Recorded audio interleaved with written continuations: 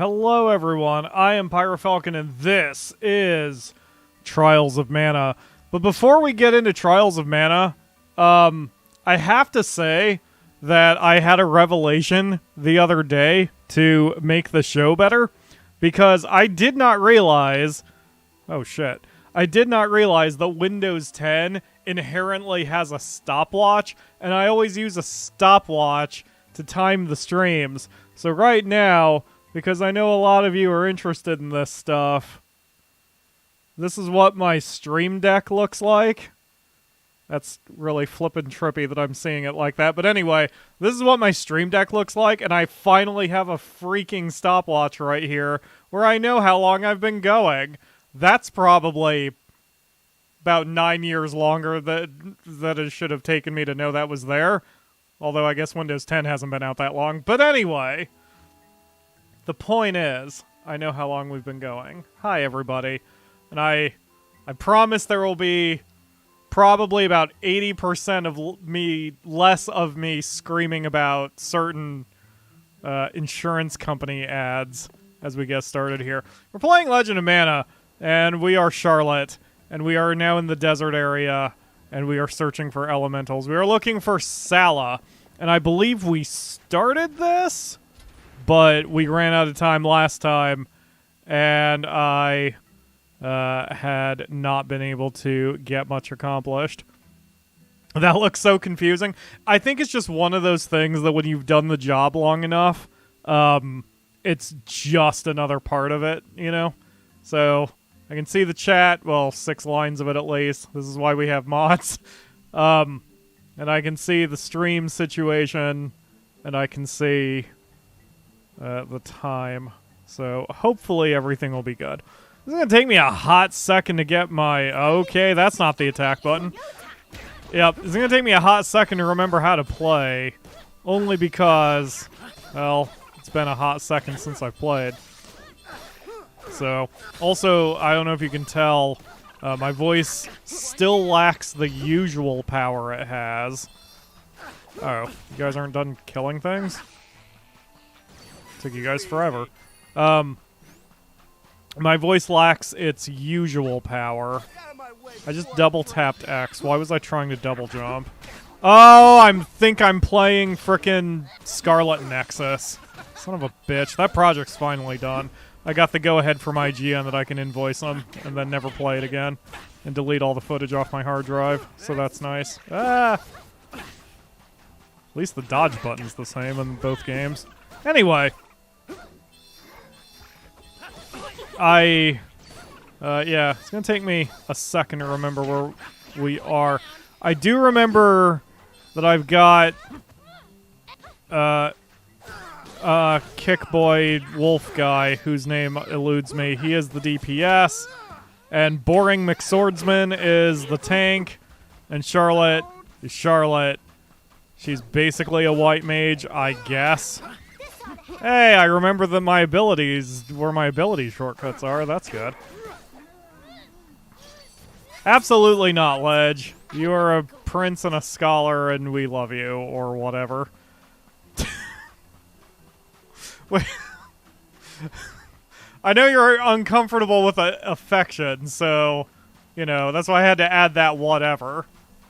Just to, it's the equivalent of being a guy in high school, and you can't tell another guy that you like them. And I don't even mean that romantically. I just mean, like, you can't, when you're with your bros, you can't be all like, you are a very dear friend to me, and I appreciate everything you do. No, you have to punch him in the head, because that's how dipshit high school guys share affection with each other. Come here, Mad Mallard. Or don't. Do I have an attack? I don't have an attack. That's the one problem with being a pure white mage.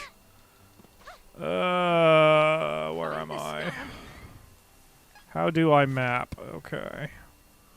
So the target is down there. That's probably just a treasure room if I can even get there. Which I can. Hi. Please don't paralyze me like you did the last time I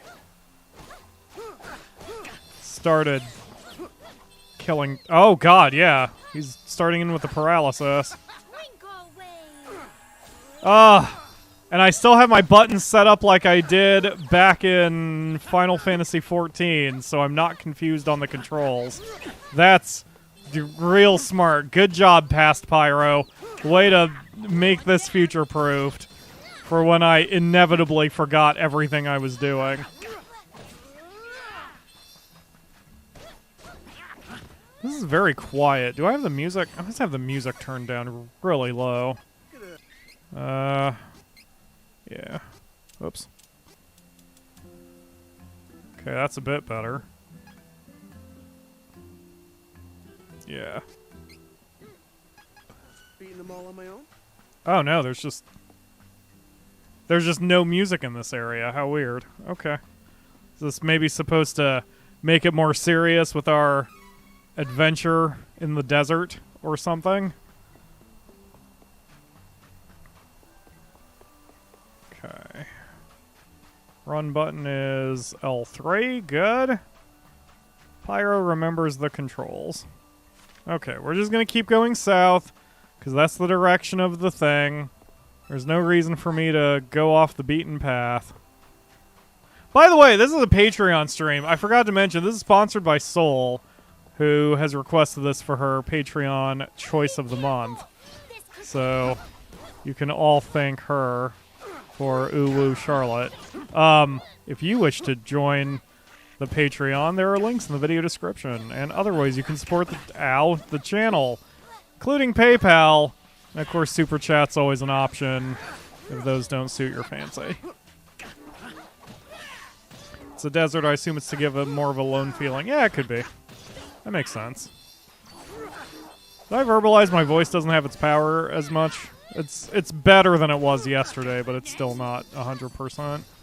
I'm clearly sick, which part of it, I know why I'm sick. Part of it, I think, snuck up on me. It's a combination.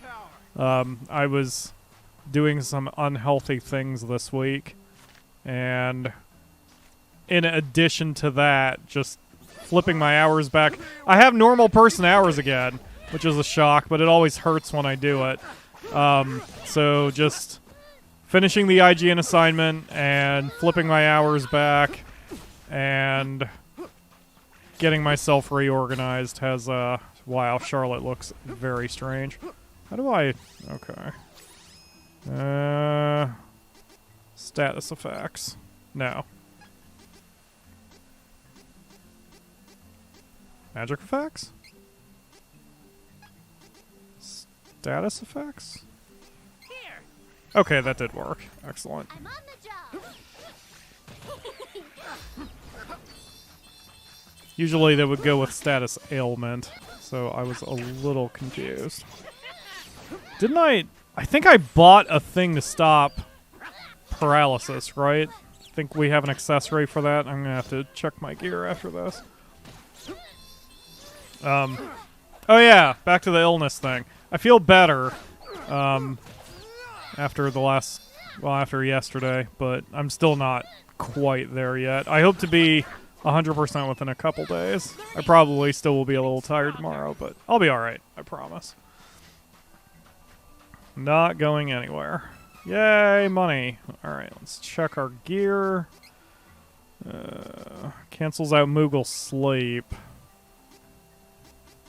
Freezing, burning, and shrink. Nope, I don't have an accessory to prevent petrification. That's a problem. Hewing White! At least I can do that voice okay. I'm sure everyone's happy with that. Let's go, team. Let's go find Salamander or whatever. Alright, I'll clear your way. Leave it to me. Yeah, I don't... Because that's a status recovery. What does this do? Oh, that's... Oh, God. Okay. Forgot I had that. Well, that is a game changer.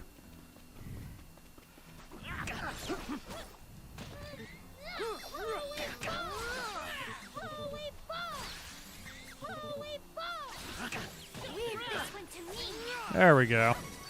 So weak. Could have won alone. What?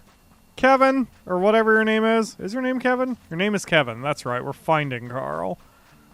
We're finding Carl, or saving Carl, which is Kevin's pet dog that he accidentally murdered when he turned into a wolf man.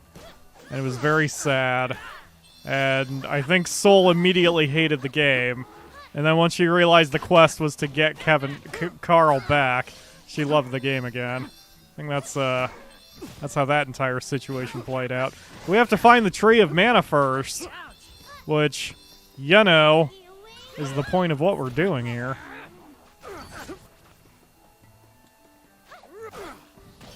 Suck it, Tomato Man. Hey, thank you for the well wishes. I'm all right. It's like I said, I was doing unhealthy things this week, so it's it was not a surprise that I got sick, and it was kind of deserved, so it's fine. It's the consequence of doing unhealthy things, so you know. Of course, I'm not doing much better. Today, all I've had so far to eat is a cheese Danish, and I'm washing it down with an orange Coke, which is not healthy at all. I didn't mean for that to happen, but I sort of ran out of time, and I haven't eaten a proper meal, but that will be first thing on my list once we're done with the stream here. Gonna aim for 4 hours, as we usually do for Trials of Mana, and then we will... I will not stream the rest of the night, and I will be good to myself. Oh, crap.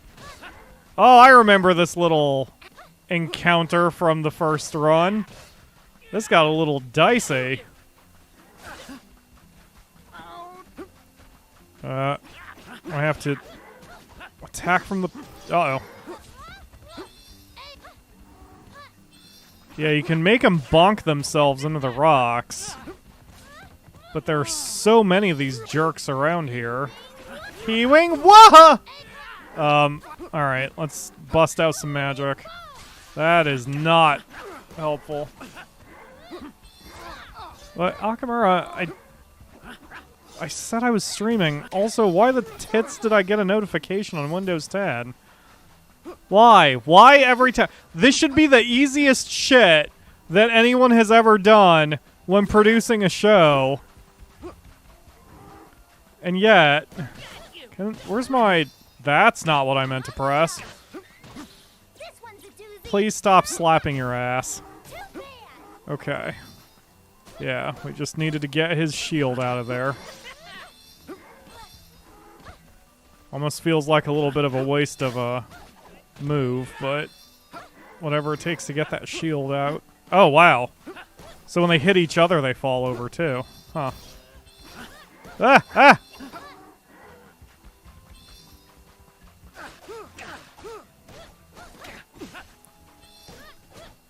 I think I get a ton of experience for this, though, so definitely a fight worth having.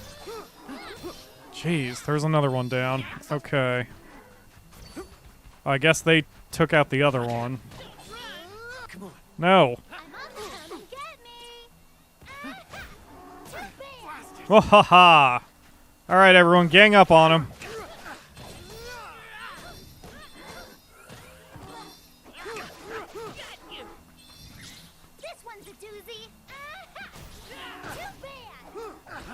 Wow, that still didn't take him out. This is basically a mini-boss. Okay, there we go. I don't want to live in the desert. Oh, that was nothing! I didn't get shit for that fight. Oh. Alright, yep, gotta go this way, so I'm gonna have to deal with the birds. Menace. Defeat it quickly and move. Yep, just gotta watch out when they do Petrobake. As long as I attack him from behind, I should be alright.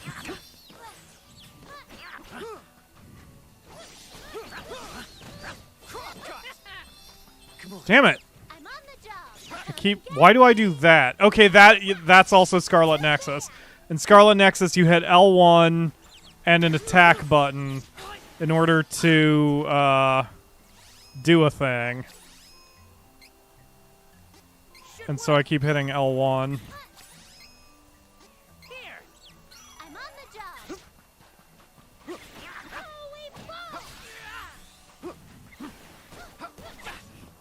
Oh, fuck off with your goddamn nonsense. Yeah, Should work.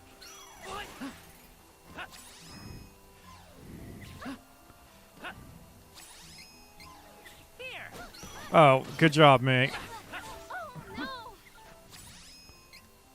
Should work. Healing light. Jesus. I bet you they sold anti-petrification things in the town, and I just didn't realize it. Is this it? Stay focused. Healing light. This ought to help. Oh man, this is rough. I don't think I do usually shop for accessories in this game. It's not a thing that I generally think about. But that petrification shit, that is annoying. Alright, let's go. Did Charlotte say this thing is juicy while slapping her butt? No, she did not say this thing is juicy. She said this'll be a doozy. As in the attack will be a doozy. And the whole butt slapping thing is sort of a Japanese thing. Like that is a common taunt in Japan. This one's a doozy. This one's a doozy. Too bad. Soul. And people accuse me of being the pervert. I'm an innocent boy who never thinks anything bad about any who never yeah. I'm an innocent boy. So you all are the bad influences, and I am playing Idol Manager later on this month, and only because... Hey look, enemies. I'm gonna save real quick, and then we're going to, you know, deal with them. Did I just... Okay. It's like, did I just save over something I shouldn't have saved over? Alright, bring it, you jerks.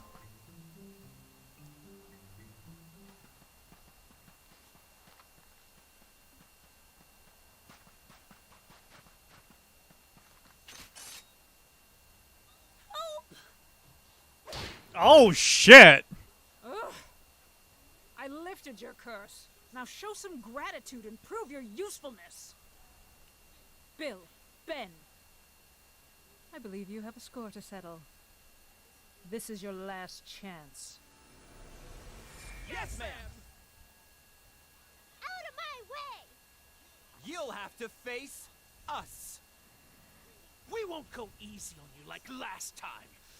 Behold this dark power that Belladonna has given us. Let's get it done, Ben. On it!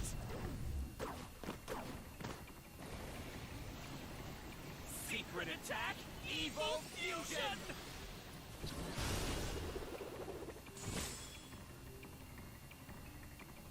I We won't keep get forgetting scratched, how Ben. shitty the voice acting is in this game. Alright, which is not against the actors. It's either they had really bad direction or they were told to just ham it up.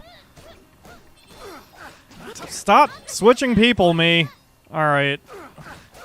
There we go. Oh, good. Come and get me. Come and get me! Okay, that one's slightly inappropriate.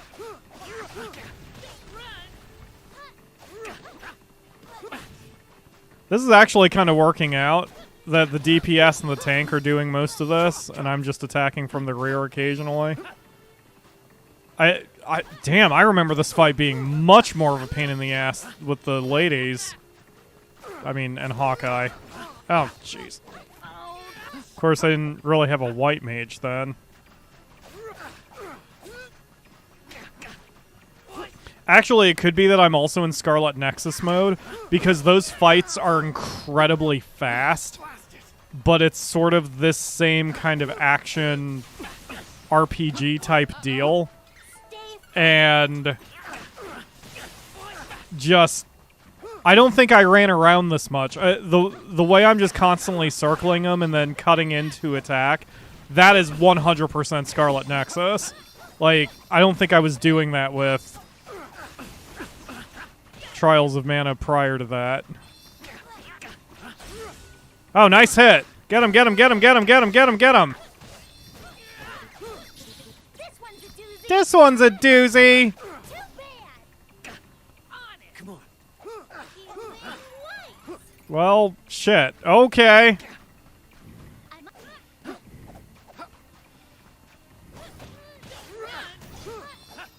Yeah, there's a smoothness in my movements that I did not have the last time I played this. This is from Scarlet Nexus. Because Scarlet Nexus, I've played it for 40 hours, and I have the pace of it down, and this game moves much slower than Scarlet Nexus. So, I am so in the action RPG, like, mentality that this game seems like... I don't know, I'm just really tuned in. It's like training for the Olympics and then having to face a high school student. That's kind of inaccurate. A kindergartner in the same sport. Like, you're going to know how to deal with it. This oughta help. Can't say a high school student because some of the athletes are high school students. Ah! I was watching the swimming? Oh, there was a diving competition earlier today. That's it. And, let's say triangle.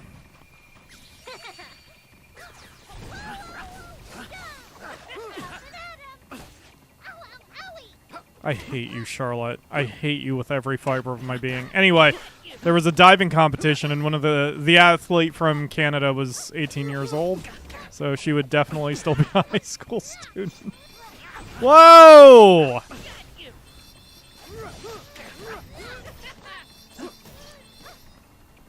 Man, what's wrong with me? Like, playing this, I'm like, maybe I should do Scarlet Nexus for the channel, which really is not a good idea, because first of all, it's not a good game for the show, and second of all, I would probably go insane, and third of all, why should I continue torturing myself with that when I'm done with it now?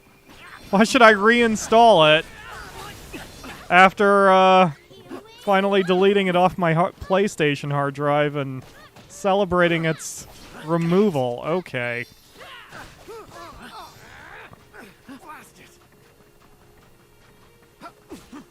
I'm not going to attack him when I can't get behind him. Like that. That reaction time, that is from Scarlet Nexus.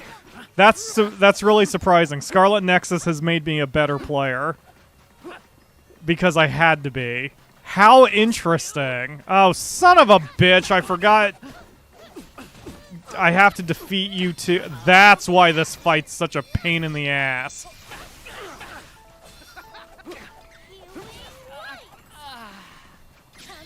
That's your fault, Kevin. I really shouldn't even bother waking you up. I mean, I'm gonna, because I don't have a Oh my god, I have spells to make their weapons better. Let's see, we've got lightning, ice, and stone. Let's just do lightning, I guess. I don't know if that's gonna help, but it sure looks cool.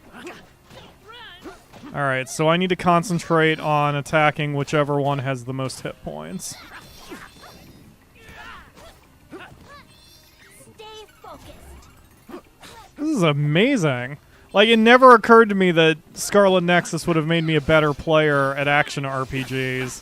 But it makes sense. I had to get better at Scarlet Nexus and play it very, very well and very, very efficiently.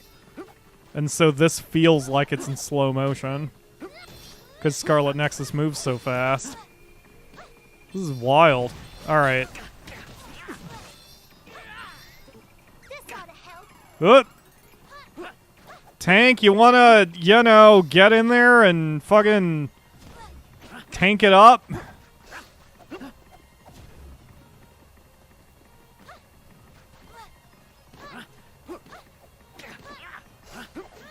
Yeah, this is like, I feel like I was training for a race. that I am finally getting to run against some very weak competition.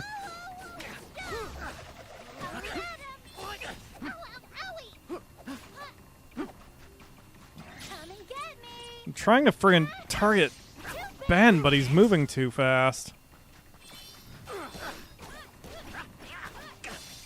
If they only heal each other for what their current hit points are, then I can beat them by attrition eventually.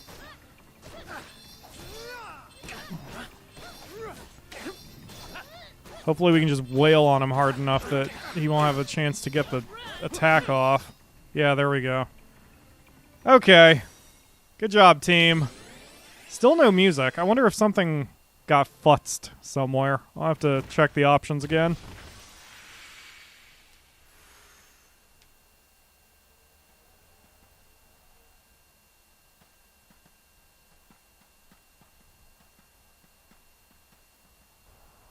What could Belladonna be doing here anyway?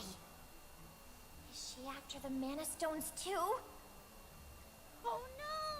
Let's go get that Belladonna! Oh no, let's go get Belladonna, woo! I'm so sorry, Ledge. Alright, we're gonna have to start making hashtag sorry Ledge a thing now. Mainly for the ooh-oos and the idols that are happening around here. Alright. Did I not activate the... Okay, I didn't activate the friggin' option. Yes, save settings. There we go. Alright, now we've got some music going on. Jeez, man. Alright, let's go into the volcano. I mean, it's such a surprise where I'm going. I don't know where I'm going.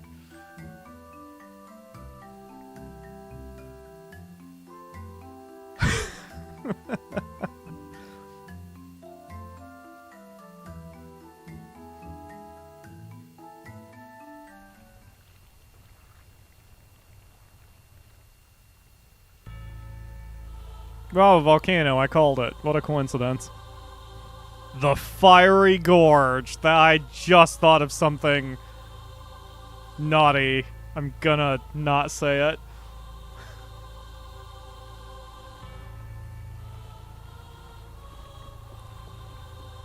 I'm absolutely not gonna say the gross joke that crossed my mind. Since you're all here, and we're just chatting while I whack monsters, I have something I would like to propose to you all, or I just want to get your feeling for it.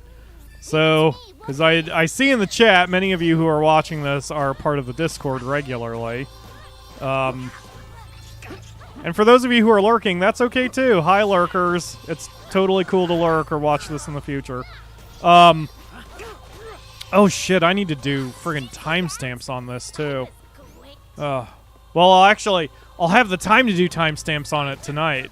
Because, friggin', I don't have IGN to do anymore. Helpful. Okay. What the hell was I saying? Oh, yeah. So, in the Discord, I have resisted and will now never do a meme dump room. Because I find meme dump rooms... First of all, it's going to be very annoying. Especially for those of us who don't care for memes. And I don't care for memes. However... would you all like to see a Pyro meme dump room? Because if there's anything I like doing, it's stroking my own ego. And there have been enough Pyro memes that I kind of don't want to lose them. Because, like, that's part of it. Like, it's still not exactly fan art, but, you know, it's fan content. Because I don't make any memes myself. I know I've said things that have become memes or catchphrases. Winlore is the only thing that matters. But, like, I always try to leave it at just the voice or maybe a little graphical effect on the screen. But I know a lot of people in the community have made actual Pyro memes. And I don't want to lose them, you know? Because the intent was I was going to post them in videos or put them on Facebook or Instagram or something. Which is fine. I could mirror them.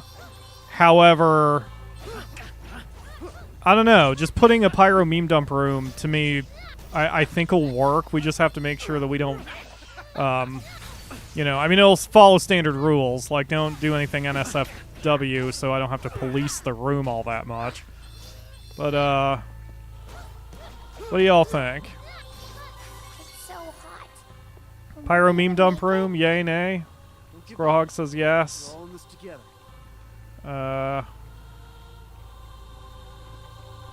Pyro Memorial.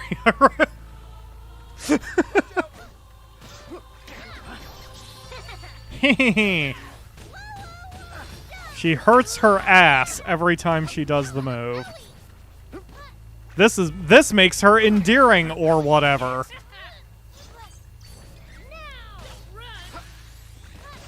All right. I don't remember if I knew that the shield seems to impact their magic defense as well. That's something I need to kind of keep my eye on. I cannot see the enemy. There we go. Captain Duck. Getting good at this. Wow, when we're down to just a single enemy and we can surround them and gank them, they really don't have much of a chance. Oh, my wait. Okay, that area was blocked off, so far it's a linear path, and I was just starting to go backwards. Okay, cool. Oh, linear paths are my favorite in RPGs. It's very new school, and I know people don't like it, because it sort of cheapens the experience of an RPG. But, like, Scarlet Nexus, I was so done with that. Like, immediately I'm just shitting on it after saying I might do it for the show. I shouldn't say I'm shitting on it. Just, like, I was so done with it that it got to the point where I really appreciated how friendly it is to Let's Plays, or to guide writers, specifically, because everything is a straight line, and that makes me really happy. Like, you can't get lost in that game. It's go forward. There's a couple twists and turns for treasure, sort of like what you're seeing here, but it's really just a straight path. Or not a straight path, but a linear path without turns, and that made me real happy. Leave it to me, Wookiees. The whole thing is, like, I don't hate Scarlet Nexus. It wasn't a bad game. It was that, I was under the impression it was a 40-hour game, but there's two campaigns, and both campaigns are 40 hours. So it wound up turning into an 80-hour game, and then just I had work stuff I was struggling with, like trying to get into IGN's system to upload videos and learn how exactly they wanted videos done, since they have slightly different production values than I do. Could've won alone. I would say they probably have better production values, but mine are not unnecessary. They have unnecessarily good production values. Like, 1080p at 60 frames a second, minimum. Like, no. I mean, sure, because you're paying me, but I don't like eating up 90% of my hard drive space.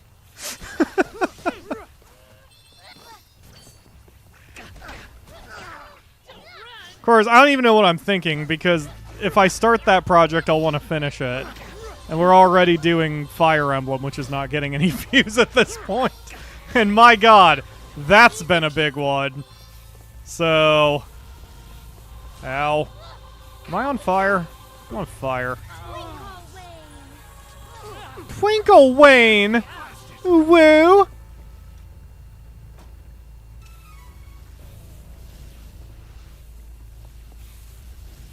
I don't care if the other two idiots get burned. It's literally not any skin off my back. This ought to help. Alright, come on, idiots.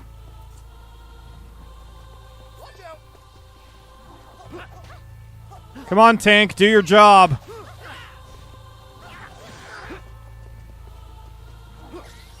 I didn't need that crotch shot, but that works. Wow, that is a lot of damage to that one. Oh man, I hit him with everything. Wow, I hit him with everything and eliminated him. Holy crap. Uh-oh.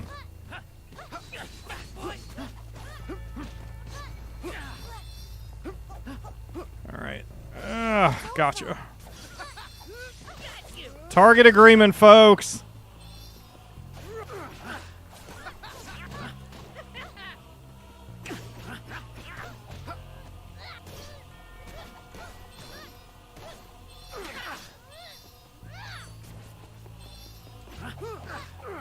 What is his name? Oh, Duran. I was about to yell at him for not knowing his own range, and I forgot his name.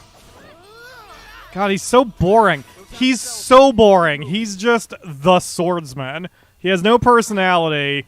His story so far is his mom died, and then his dad died or whatever, and he promised them that he'd go be a knight, and so he's gonna go be a knight. That's his whole deal. It's very boring. I mean, it's fine. Stay focused. It's fine. It's just boring. It's what most of the... there aren't that many personalities I really like in Trials of Mana. Like, we've played now with the interesting characters. Like, Charlotte, for as annoying as she is at least enjoyably annoying. And Angela has a damn good story. A damn good voice actor. The rest of these chuckle fucks, forget it.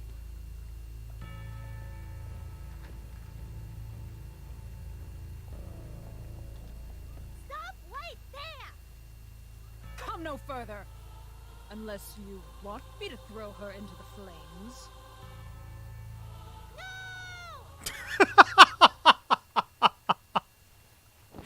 Oh, Hawkeye! Holy crap! There are more of you? Oh, this is not over yet!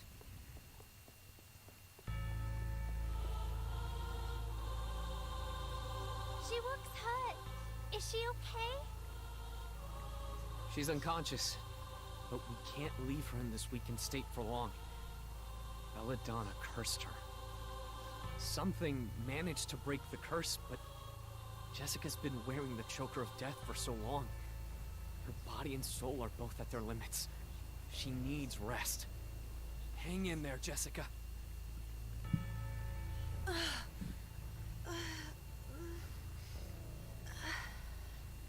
She's really pretty. I dig the purple eyes. I'll take her back to the Oasis of Dean. You need to follow Belladonna. She's trying to release the energy of that Mana Stone. Good luck. I mean, we could use your sword arm, but okay. That's fine. I suppose we can handle this shit. Come here, Belladonna. It wasn't just the no, it was the fact they didn't have any mouth movement. Or her mouth movement was like, no. Like, just that quick. Most of that word was over just a still face with a closed mouth. Sacrifice her life to break the Mana Stone seal and bring us closer to the sanctuary. But you foiled that plan. Luckily, I used the souls of Bill and Ben in place of hers. Thank you for defeating them and providing me an alternative. We are one step closer to the sanctuary. All hail his dark majesty!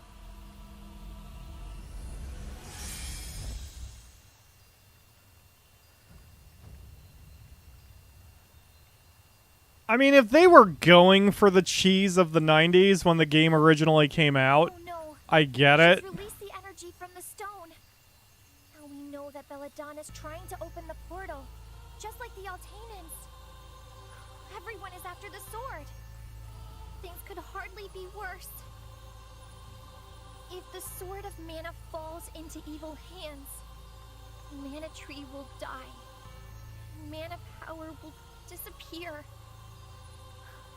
Then the Benabadons will be released. We cannot let that happen. We have to find the elementals and open the portal before the enemy does. We need that sword. You can do cheesy delivery and make it work, depending on the rest of the writing and everything. It's just not done super great in this game, if that's what they were going for. Then you can all make her pay. She's gonna get it. So that doesn't sound like a polished delivery. Glad to see you fired up. Oh, shut up, Fairy. Just jump in the lava. Nothing yet. Like, this feels like a Saturday morning cartoon show. You know what I mean? The only thing is, Angela's story is dark, and Fairy's delivery is feels like it's supposed to be taken seriously. So that's why I'm very confused, because I don't know what they were going for. And water elementals. Where do we search now? We can try Dusk Moon Forest to the southeast of Volsena. The beastmen of the forest are supposed to be strong. Sounds like fun to me. Shut up, Duran.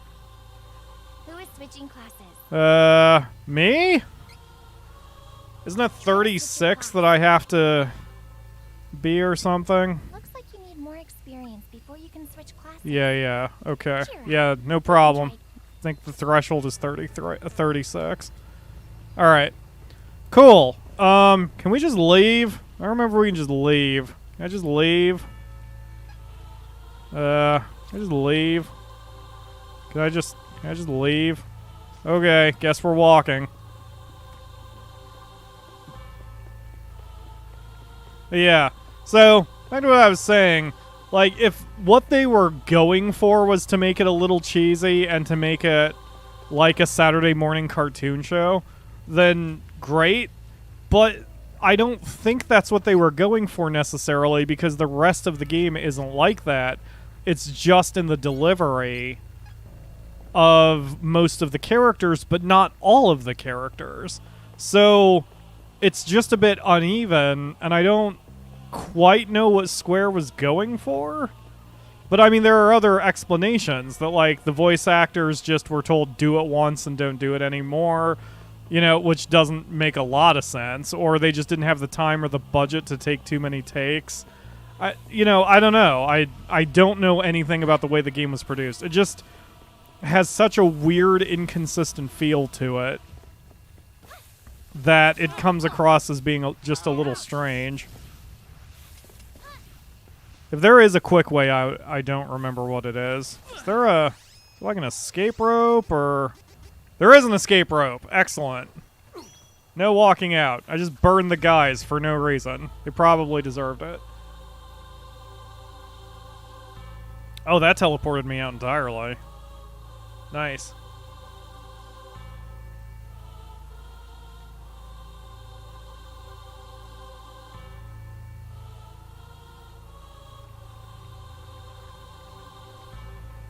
Okay. Having to... Sorry, I was silent there. I had to check a DM. It was from the Akamura. I try not to check my DMs when I'm streaming, but obviously she gets special priority. And that thing that's going around is rearing its ugly head again. Or still, whatever. And we're getting mask mandates again in the state of Ohio. So we're having to start the process of doing all that crap again. I'm not going to say anything more about it. Like, I definitely don't want to turn this into a political blathering about anything that's going on with the thing that's going around and any and all response to it. I don't care. I mean, I care, just not for the show. Only just that, like, you know, it's happening, and therefore we're going to have to be wearing masks again. Which, to me, like... isn't a big deal in the breathing sense. Actually, last year when it started, when the mask mandate started, I found I breathed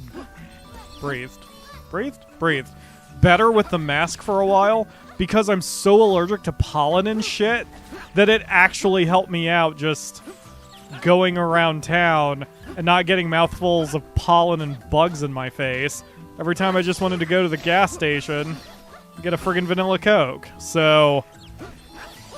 and I bring that up specifically because today when I went to the gas station and got myself an orange vanilla Coke, hashtag not sponsored, like at one point I walked by a bush and inhaled and it felt like cotton was just injected directly into my throat, and it was unpleasant. And I'm like, huh, I knew the pollen count was bad, and if I had worn my freaking mask, then I probably wouldn't be feeling like I just breathed cotton. Ah! Ah! Ah!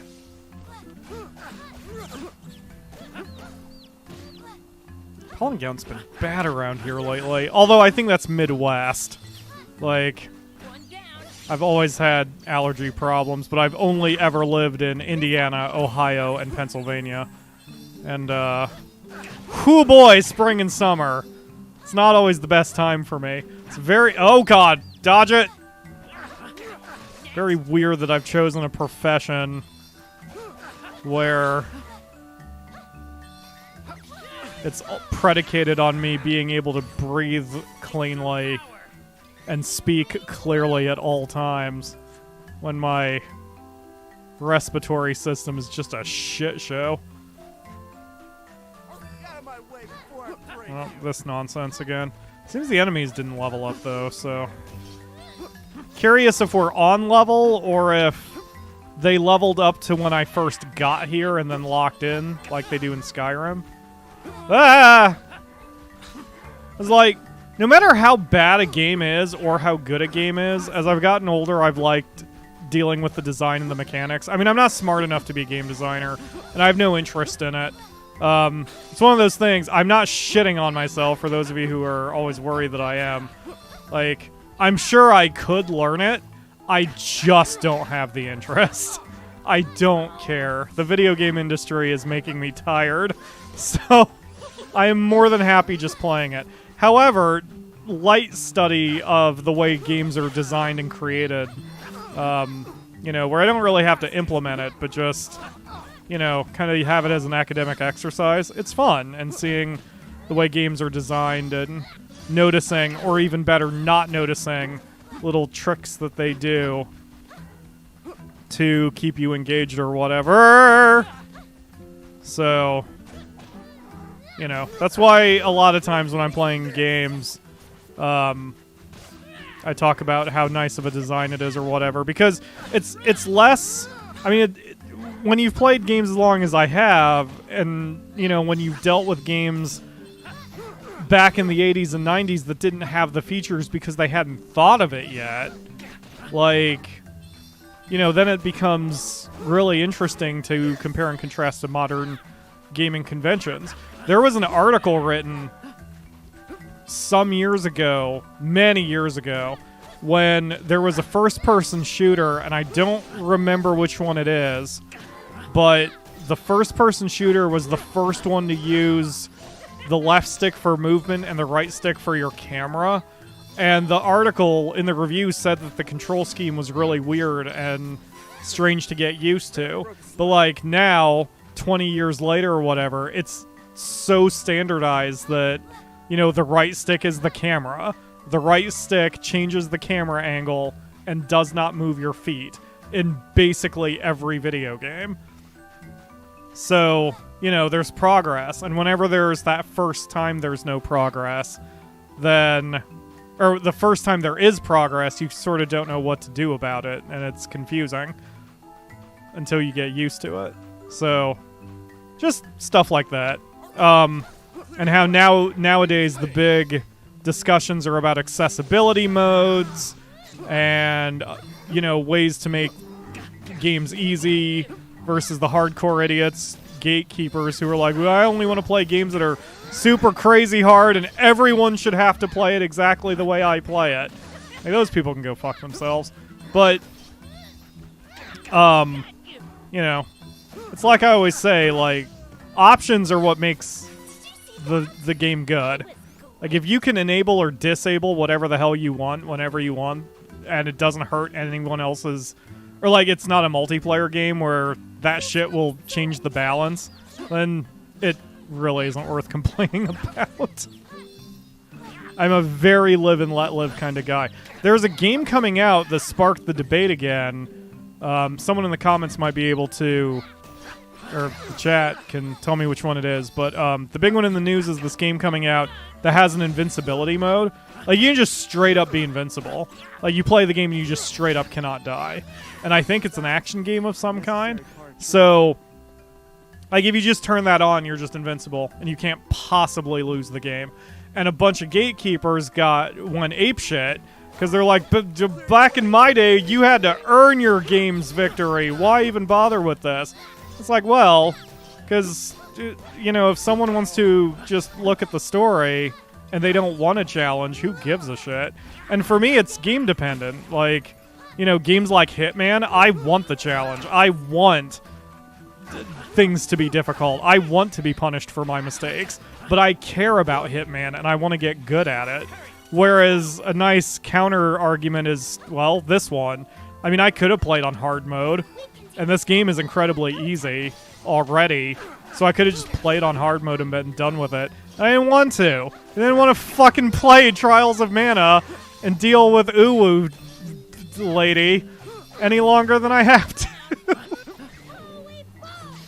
So, and guess what? No matter how I am playing or not playing, if you play Trials of Manah, it doesn't fucking matter. You can play however you want to play.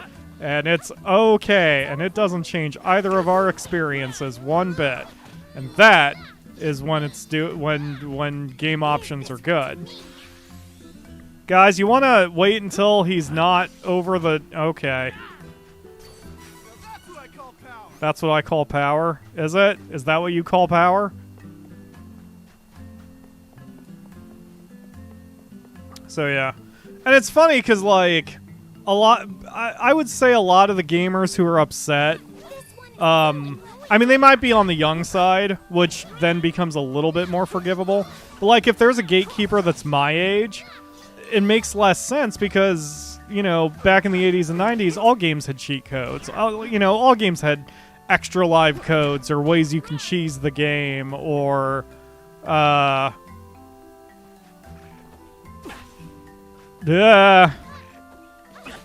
ways you could cheese the game or use a Game Shark or Game Genie code or Game Pro, whatever the hell it was called, to do whatever you want it. Like, who cares? What's the difference? If you start cheating in a multiplayer game, that's a whole other situation. But if it's a single-player game or everyone just agrees that who gives a shit, then, you know, who gives a shit? Anyway. Dangerous. Yeah, man. And for me, it's like I said, it's game dependent. The games we're doing this month, two of them, that's Hitman and Idle Manager. Like, Hitman I love, and I'm good at. And Idle Manager is a business sim, and any business sim I like playing legit. And, you know, honestly, because that's where I derive my fun. I derive my fun from the challenge. It's not fun to me to just be able to have $1 billion. That's also why I never cheat in The Sims. Like, I don't like cheating in The Sims, even though that's sort of the ultimate game to cheat in. Give yourself $1 million, build your own house the way you want it, boom. You know, and even some are specific dependent, so like Football Manager, I have a cheat enabled so I can't get fired. That's because I only ever want to coach my favorite team, but I don't make it easier on myself for the individual games because that wouldn't be fun to me. So, and all of these experiences doesn't impact you at all if you are playing the same games I do. You can play however you want to play. No judgments. At least not from me. Plenty of judgments from the gatekeepers, but, you know, their opinion ultimately doesn't matter. Let's see. What is this? Why am I getting all sorts of things? Fuck off, Allstate! Thank you, bank. Don't you fuck off. You have all my money right now.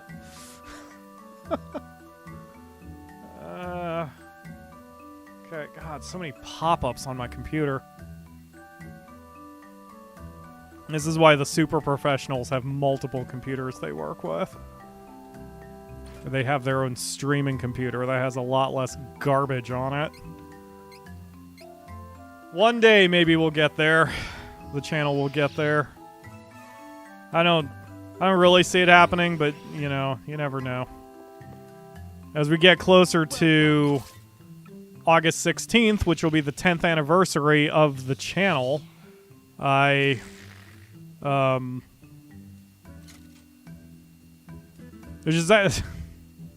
almost actually'd myself. It's not the 10th anniversary that's coming up. It's the 9th anniversary, because your first anniversary is after 1 year. Wait. No, so yeah, this would be the 10th anniversary. Fucking, I started the channel 10 years ago. So, Welcome. the point is, I've been very reflective over the channel and my career and just what all of this shit has meant for me and all of that. It's going to be an interesting stream. I hope it goes the way I want it to go. You know, I hope that the August 16th stream is going to be a very chatty stream with people asking questions. But to be honest, my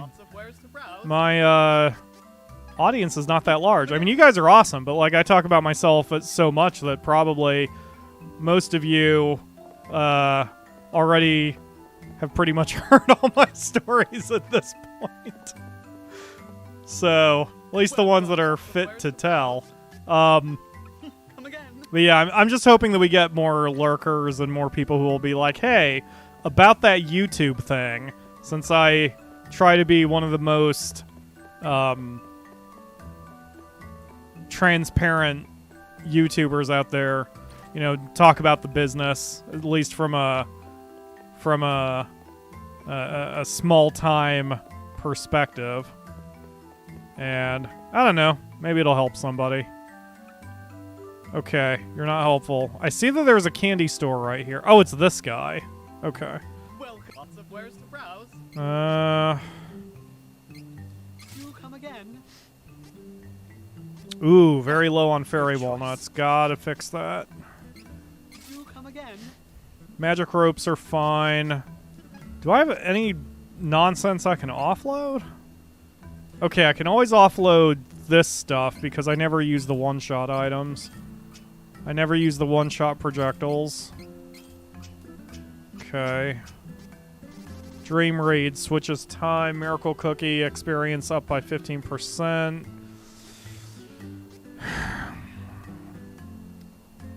Oh! Magic Elixir permanent MP increase. We'll give that to Come again. Charlotte here.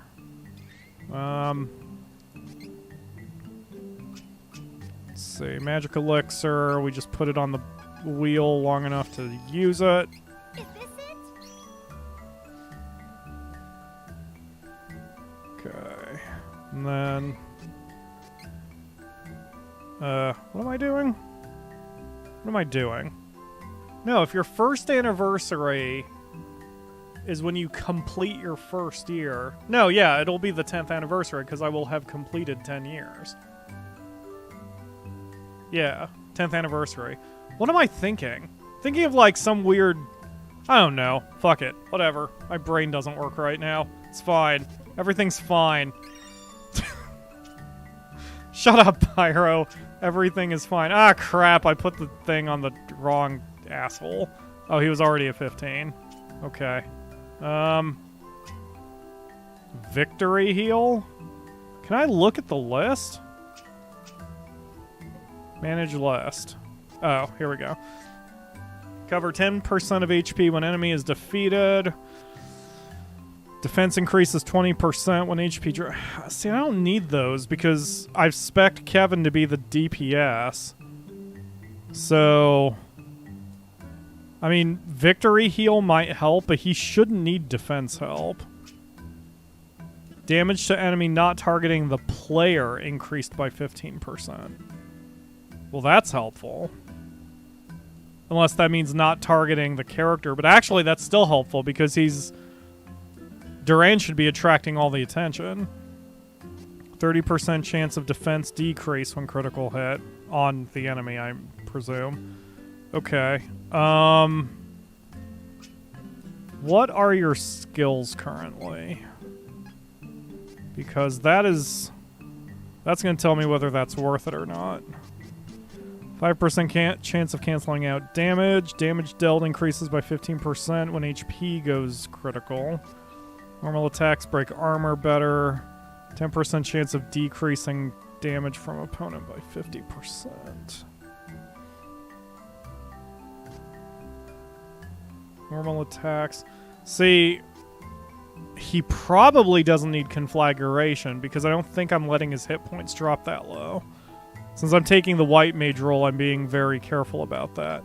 So if we let Kevin train up his luck.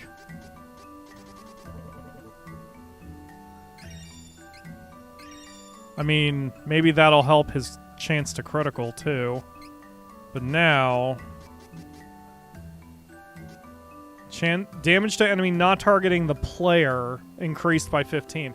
If that means me, then that's probably right, because... I'm not attracting that much attention, and if it means not him, that's even better because Duran should be the one who's pulling the aggro. So yeah, that should work out pretty well for him. All right, so what about me? Auto HP heal? Recover 1% of my hit points every 5 seconds in battle? Yes, please. I'm gonna need a lot more skill points to get that. Covers 30% more HP when healing an ally with 30% HP or below. See, I don't let him get that low. Recovery. Using a healing item on an ally recovers 10% more HP. That's immediately helpful. Recovers 20% more HP when healing an ally with 30%. Yeah, see, I wouldn't use that. But recovery's helpful. Yeah, let's put 6 points in here. Okay. So we have Defender. Base defense increased by 10. Attack decreased by 10. HP increased by 30. Increases magic attack by 5%. Did we ever determine whether that actually applies to heals? Adds 5% of CS gauge when healing an ally's HP in battle. This probably doesn't apply to... I mean, I guess we could try. Let's step outside and do a quick experiment. You talk about the origin of the names PyroFalkon and the Akamura. Ooh, that's a good one. Yeah, let's save that for the August 16th stream. Write it down. Write that one down, Holly. I'm trying to get pre-organized for that stream because I want it to be a not shit show since it'll be Evil Genius 2 and we're going to have more people here than usual. Alright, so... 235, 238, 234. It's about 235. Yeah, about 235. Okay. So, we heal for about 235. Let's just bail rather than engage. Alright, so then we're going to disable the magic switch. There we go. Alright. Go get him, cats. We can take this enemy in no time. Stay focused. 233. 235. 230. Yeah, okay, so that doesn't apply to magic heal. Alright, so that's good. So that's been a waste of my abilities then. So yeah, so we'll put on,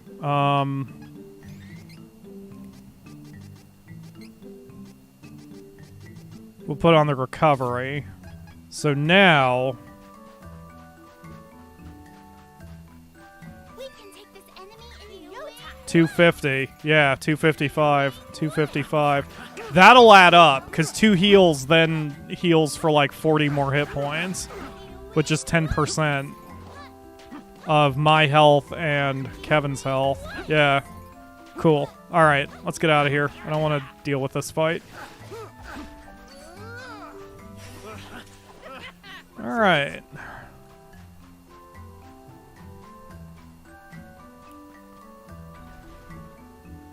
Okay, so we have to hop on Plessy's back or whatever his name is and go to the next place, what with the thing and such.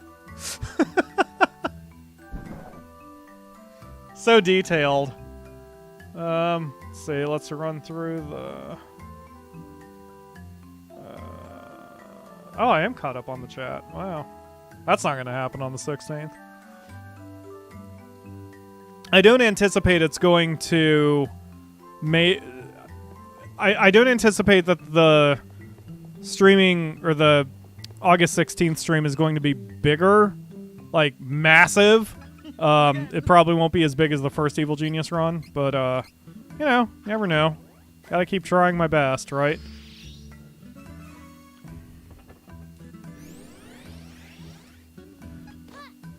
Okay. Welcome.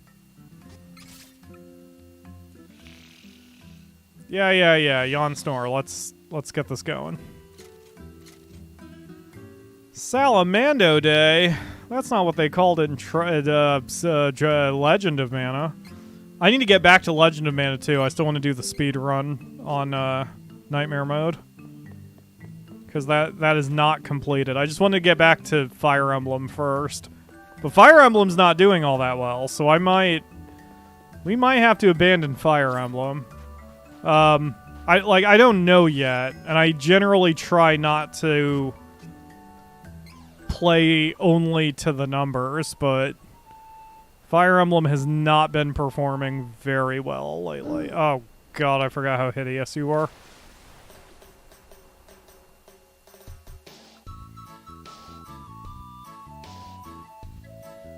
Dangers on your travel. Watch out for things like fire in your path.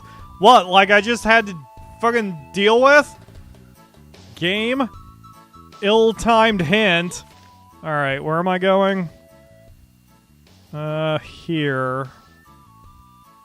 So I need to go... I need to follow the... Oh, jeez. I guess it's faster to go this way. So I need to follow the coast to my left. Unless I can fast travel. I cannot fast travel. Okay. Can you take us to Duskmoon Lowest? Would you please? First, go to Mintos. Beastmen in that town are nice to humans. Sure. How do you paddle when your feet are that tiny? What the hell is wrong with... Nothing in this world makes sense. This is where I'm drawing the line at the realism. This is very festive music, though. I like it. Sounds very tropical. Alright, we're here.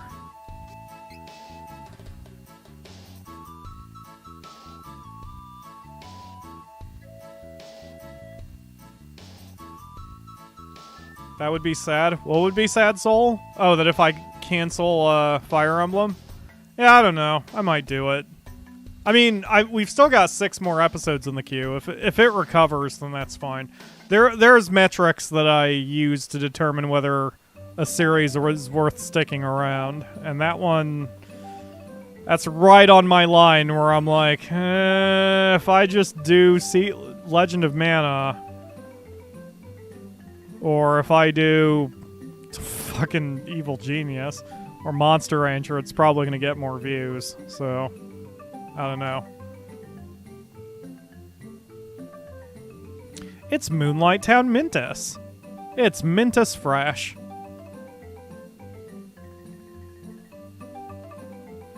I was worried when we heard beastmen lived here, but they aren't doing any harm. The townsfolk seem friendly at least. Not all beastmen are the same. I think I jumped to conclusions about them. Jumped to conclusions. Woo! Ooh, what a pretty moon. We're gonna lick that moon. We're gonna go up there and lick it. Right in its stupid moon face. Can I get some accessories, please? You jerks don't sell the anti-whatever that I really want.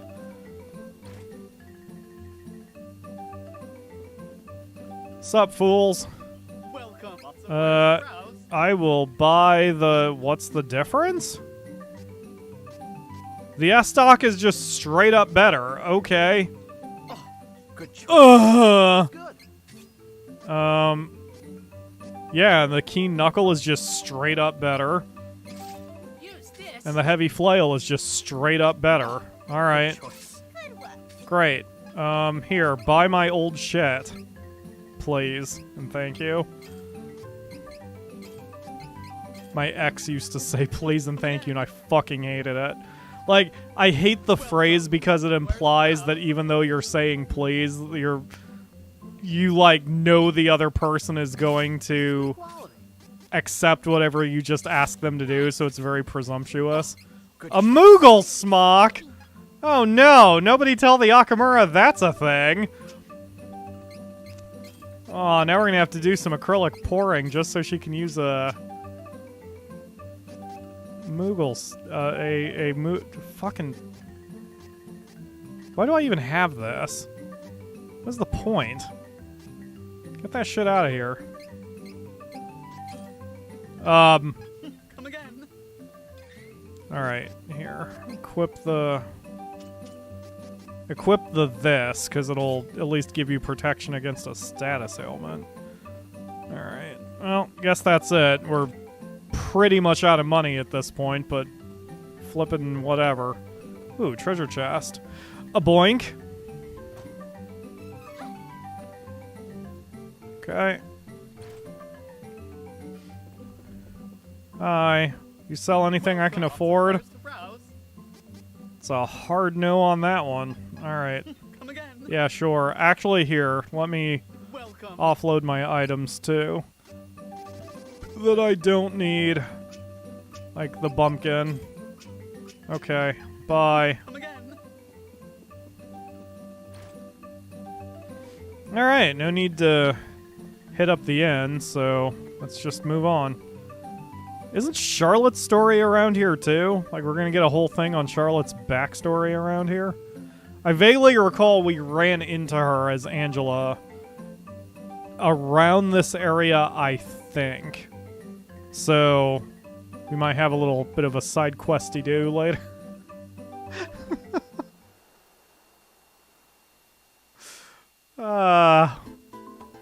I don't know where I picked up those verbal habits. Like, during yesterday's Transistor stream with the whoosh splodies, that is one of my new favorites. The Akamura has not heard that one, but I have a feeling it would be Akamura approved. Finally gonna get some payback for what those beastmen did. We could be assholes and be like, hey Kevin, isn't this where you murdered your best friend? Oh, you just killed him. You just ripped his head off. I shouldn't say that. That's so mean. Nisi, I need to pet you lovingly. Where are you? Oh, Nisi is passed the fuck out right now. Nisi did a thing today. Her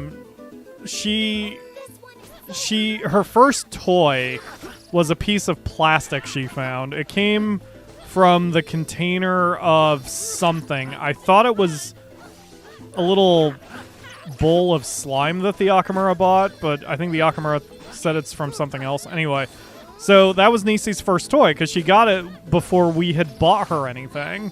And she would run around with it, she'd chews on it, and we watched her, because, you know, cats are kind of dumb, so I wasn't sure if she was going to try to eat it. But she didn't. She just chews on it and then takes it everywhere with her. So I'm like, okay, you know, we can keep it for her for a toy. And we couldn't find it for a long time. I finally found it. So today I gave it to her because cats generally like it when you give them things, just like they like giving you things. So there's a way you give a present to a cat, and it's slightly different for every cat, but the basic premise is the same. So you kind of hold it right in front of their face while you're holding it, and you kind of let them sniff it, and you very gently boop them on the nose with it to be like, here, this is for you, take it. And you try to encourage them to actually take it by, you know, by taking it in their mouth or kind of grabbing it by their paw, and that shows them that it's their item. So I reintroduced her to the plastic and booped her gently. So she kind of sniffed it, and then she gently took it in her mouth, and I let go of it so she could have it. And she chewed on it and then pulled it close to her and kind of cuddled it like a baby would cuddle a stuffed animal. So I'm like, cool. She remembers her plastic. It's her favorite toy. She's happy again. So about 5 minutes later, she rolled over, and she was still kind of snuggling the plastic.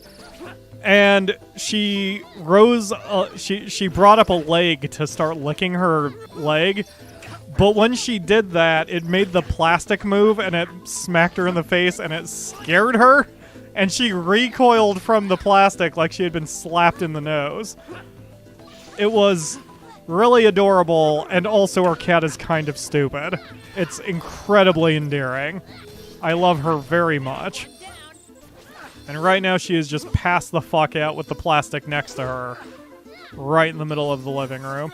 I don't know how she sleeps with me constantly screaming, but here we are. She is used to the sound of my voice. I've often wondered what animals think of Let's Players. Like, you know, animals make noise when they want to communicate, and I'm sure they understand the concept of communication, but in this case, I'm just like sitting in front of this object, just constantly making noise, and she cannot obviously comprehend the point of that. So maybe she just thinks I'm a crazy person, which honestly is not too far off from the truth. Because if you're going to get into YouTube as a career, you are legitimately a little crazy. Alright, so we've been down that path. So I need to go northwest. Okay. Follow the water. Smack the werewolves. Clear your way. Leave it to me. They're wolfmans, but the man is spelled different. That's weird. Oh, this is interesting. I can't see the telltale telegraph point of impact as well because it's underwater. That's cool. That's a cool little challenge they added. Kind of wish they explored that in more places. Yeah, we seem to be more efficient. Kevin is not getting hit at all. Like, he is beating the ever-loving piss out of everything. It helps it's nighttime and he's turned into a werewolf, too. But, like, he is not taking much damage here. All the damage is going to Duran, which is what we want since he's the tank, so... I've got everyone's skills and attributes and shit worked out, right? Oh, God, that breeze feels good. Oh, first time in, like, 2 months I've had an open window. Oh... Yes, please, more breeze. My voice soothes her? Maybe, although, I mean, you know, I break into this voice sometimes, ooh woo, and I can't imagine how she remains passed out. I don't want to hear myself do that. You want me to walk? Maybe I could walk up to Nisi and start doing Dr. Mr. Bad Touch directly in her ear. She would rightfully claw me in the face. That shit would be worth it for the Vine, though. Which doesn't exist anymore. The TikTok. Is that a thing? Like, is that a phrase? It'd be worth it for the TikTok? It doesn't sound like a phrase that exists. Yep, this is where Kevin unfortunately killed Carl. Ugh. Painful memories.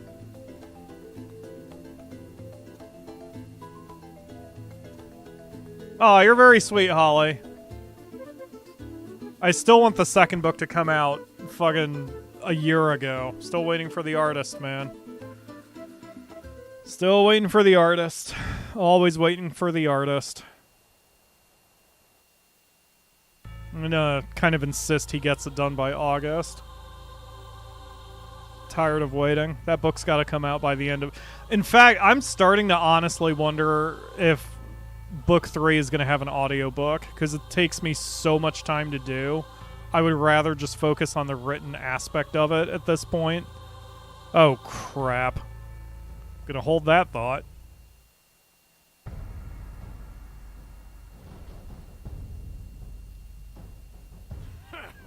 You had no chance of defeating me.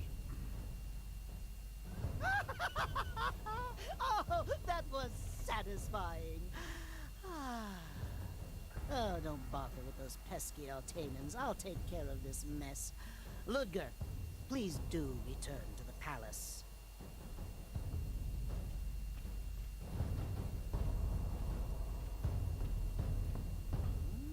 Yum, yum. What a veritable feast of souls for me today.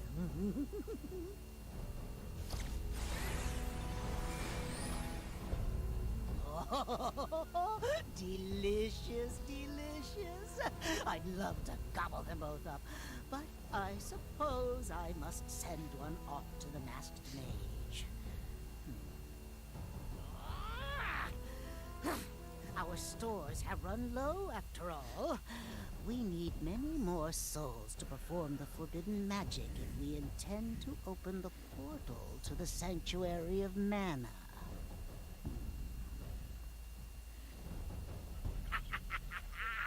Can't let my master know that I'm taking my own share of the spoils.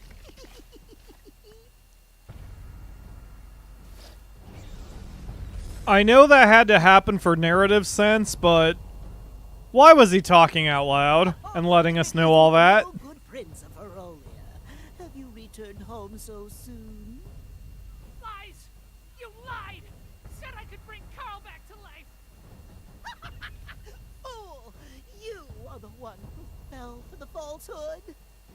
Such an innocent soul. You must taste sublime.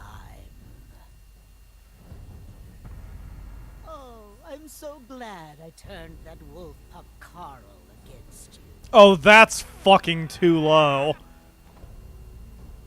I was gonna mock you for a second, but now I just want to beat your ass.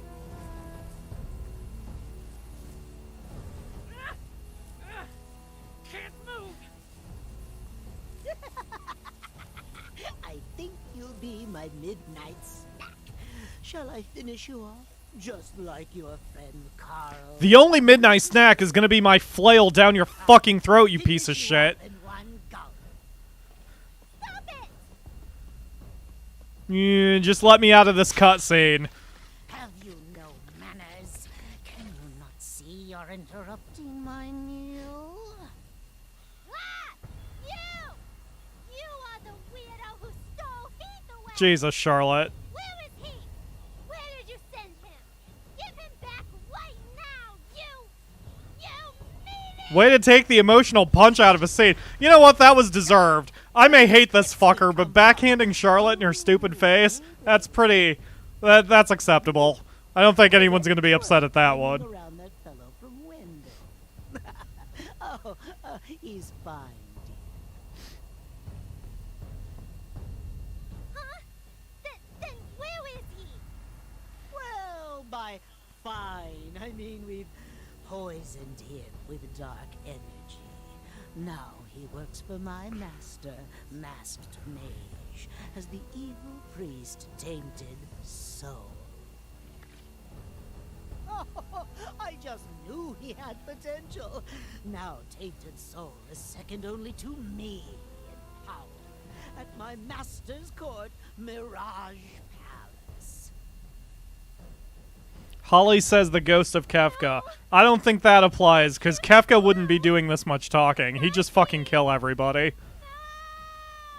I respect Kefka. I don't have time for crying babies. You can join the princeling in my... This guy is just a sociopath. Wait. I'll take care of them. I thought I saw that half-beast-man traitor Kevin in the forest. I am not letting him get away from me! Lovely. Be mine. It's been long enough since we've done the intro that I don't remember who this guy is. I don't remember why he has beef with Kevin. It's alright. This asshole first and then clown douche. Such an honorable beast man! Why help the villains? King's orders are more important? Can't be. Whoa, I just immediately went right back into Scarlet Nexus mode. I feel it. There, a lot of the bosses in Scarlet Nexus are in arenas like this, so it's usually in your best interest to kind of circle them at medium range, wait for an opening, and then cut in an attack. And I am so in Scarlet Nexus mode. If I would have had any problems on this boss, it would have been before I played Scarlet Nexus. You deserve that, Duran.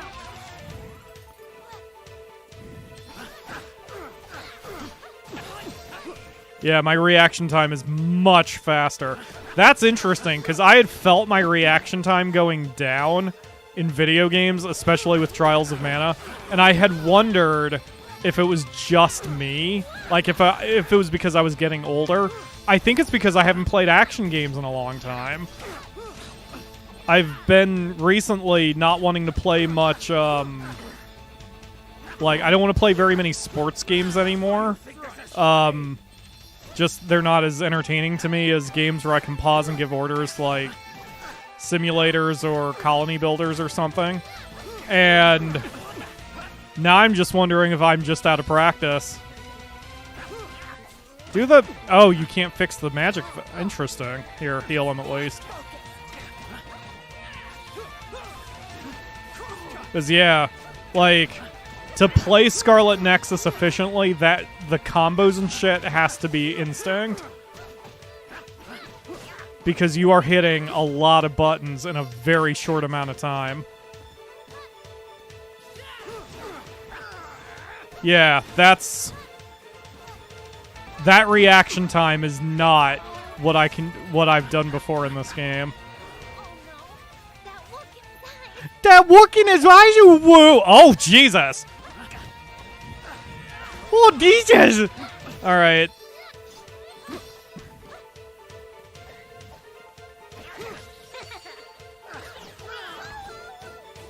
Wow, he just stood there and let me just abuse his crotch. That's gonna get quoted. Okay. Get out of the way, everybody. Duran, you're a fucking... Oh, no, he dodged it. Never mind.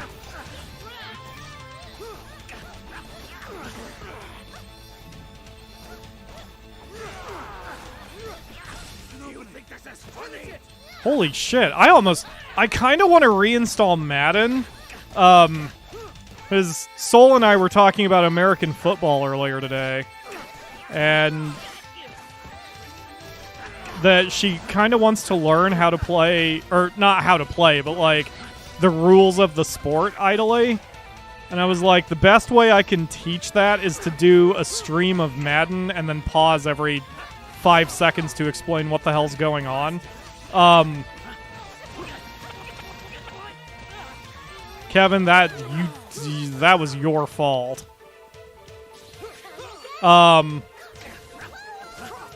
And this is making me want to play Madden and see if my reaction time is improved. Because I was really struggling with Madden for a long time.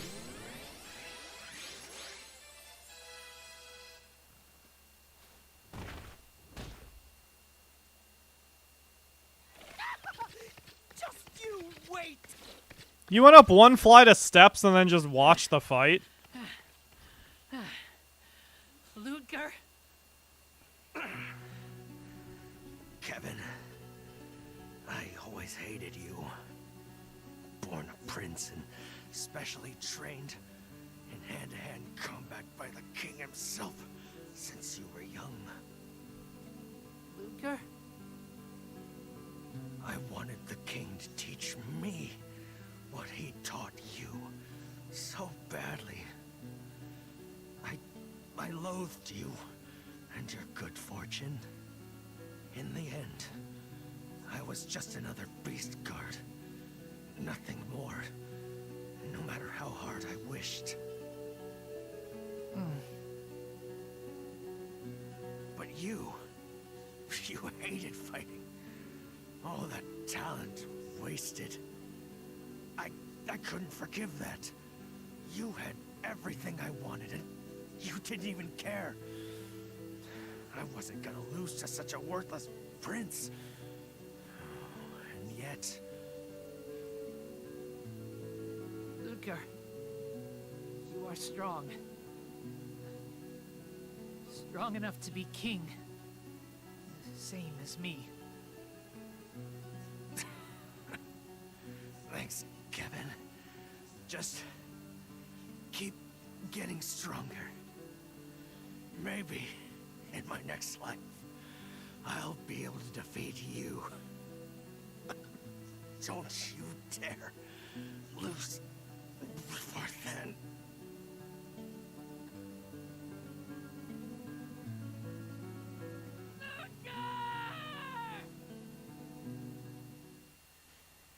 They ruined it right at the end. I was going to say that was actually a really well done scene. Other than that last scream by Kevin. When he was in the stance, I'm like, don't scream his name, don't scream his name, don't scream his name. Yes. He had to friggin' scream his name. That was good voice acting. It's so inconsistent. That didn't sound like out of a Saturday morning cartoon show. Hi, Luna. You are friggin' weird looking. You look like a baby face with a pacifier. I don't like you. Help, Ludger! Please, help! I'm afraid all I can do is grant his final wish.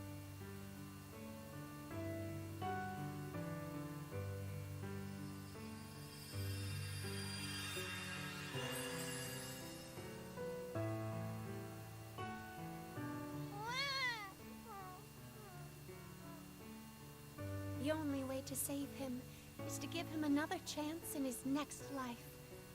He will now be reincarnated. What? The baby is Ludger? Yes, he will grow big and strong, and one day come to challenge you again. Okay. Baby Ludger. I'll wait. Challenge me anytime.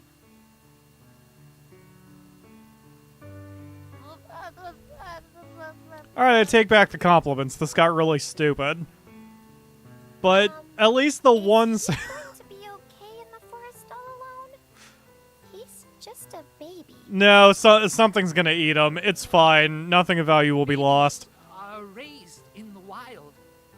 The forest creatures take care of them until they are grown. Don't worry. He is safe. It is the Beast Man way. Oh. Wow. I just want to like overlay some sound effects of wolf howls and bites, and then the crunching of bones. No camera cuts, just the sound effects. But Ludger and his guards managed to protect it. Then it's still inactive. But that weirdo Gormon from before is in the tower now. We should go after him, just in case.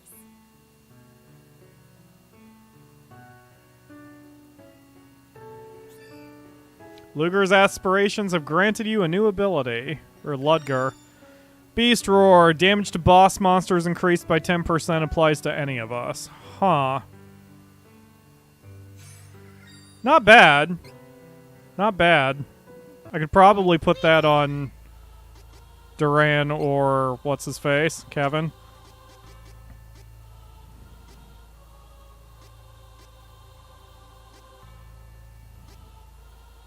Yeah, it would definitely be Kevin who would need that. It's those conditional abilities like that always are less interesting to me. This is the whole RNG argument. You know how I have said that I don't like RNG in my strategies. I think it's valid, by the way. I don't think anyone's yelled at me for saying that yet, but this is the internet. When I've said before I don't like RNG in my games, I don't mean I don't want them as a concept. I just mean from my strategic perspective, I've always wanted consistency. I like high accuracy attacks, that kind of thing. I don't want to rely on dice rolls.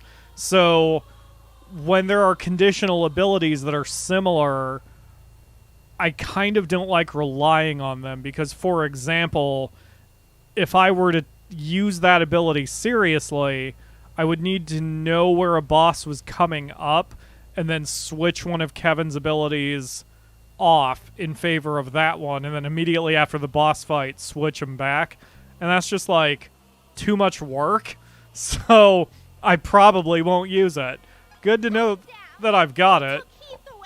Agreed. Gormand is evil. We fight him together.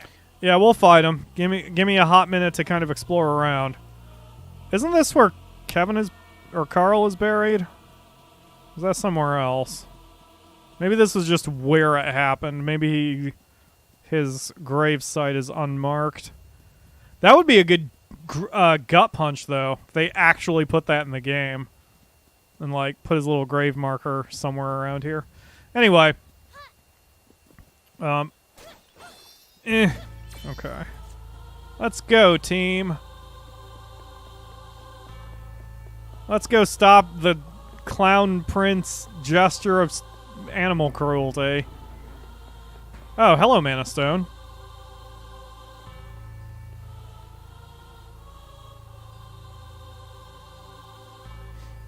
It's so strange to see the Moonstone just sitting here in the middle of a tower.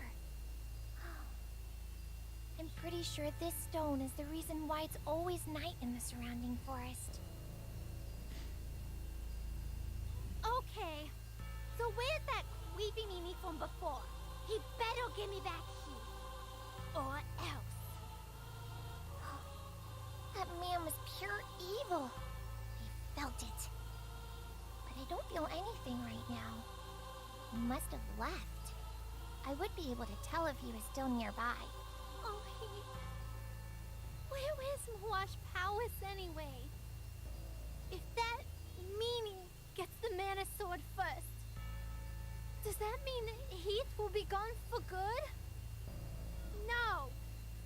I won't let that happen. Heath would never become Tainted Soul. I'll get the Sword of Mana and save him myself! God, that text is painful to read. We still have to look for Dryad, the wood elemental. The Hero King suggested we ask the Elfin Elder. So, we should go to the hidden elf kingdom of Dior. It's in Lampbloom Woods. Okay, great. Nothing more to do here. Can I use the magic rope to get the hell out of here? Because that'd be great. Nope, gotta walk. Okay. Oh yeah, there's... Oh yeah, this is a whole tower. I had to climb the tower at some point in the first run. I don't remember if this was... Like, if it was in the standard area, or... I mean, the standard game? Or if it was in New Game Plus. I don't remember. The post... Not New Game Plus, but, like, the post-game content. Whatever. Anyway, point is, we may be back there later. I may have to climb the tower.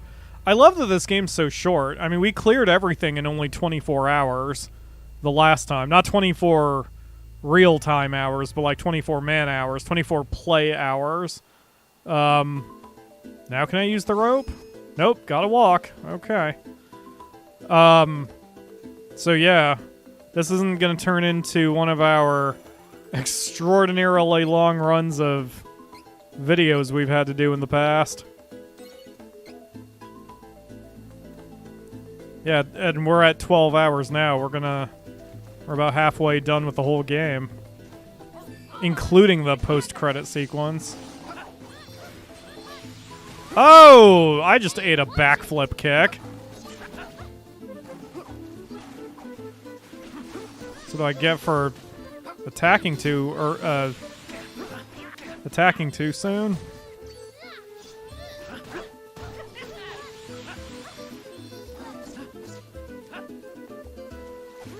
Whoa, I almost did just hit a button that was Scarlet Nexus. The whole thing with Scarlet Nexus is you have the power to fling shit at people. Because you've got Psychokinesis, which is sort of like telepathy, but not really. You just pick shit up with your mind and huck it about. And my fingers just almost instinctually did the combo to do that. Charlotte is not that cool.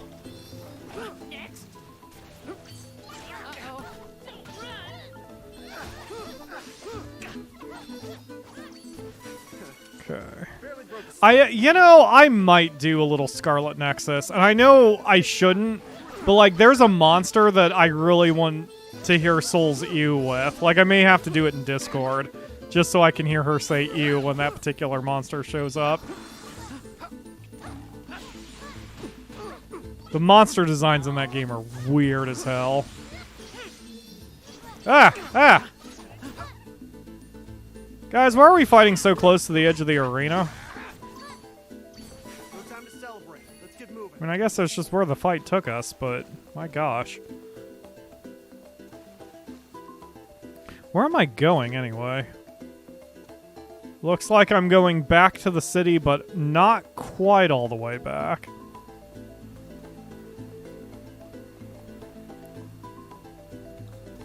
Be careful! Ah!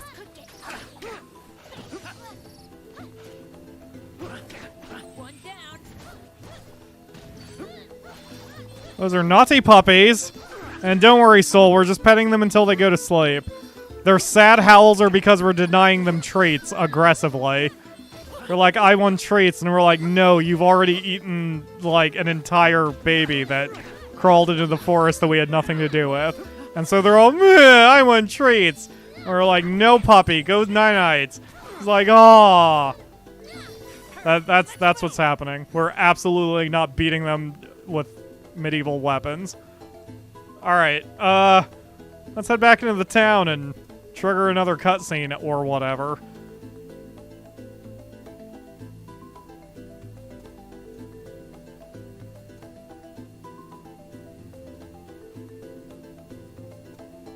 I need to break the habit of not talking over loading screens.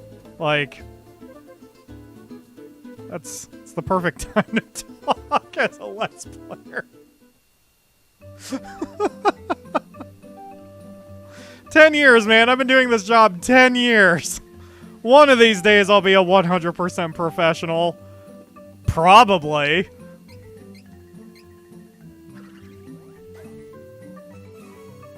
Of course, I guess with streams it's not so bad that I don't have to force myself to fill the silence all the time. Snore, snore, yawn, yawn, shut up. Yes. Please save, thank you. Oh, shit, yawning. Stop yawning, me! Frick. It's only 5 o'clock. Oh, wow. It is getting late. I mean, not late per se. I've been up since 5, since I flipped my hours back around. Or maybe even 4. So, this is a good time to start getting tired, at least. Use the fairy flute to call Vuskov. Okay. Fairy flute.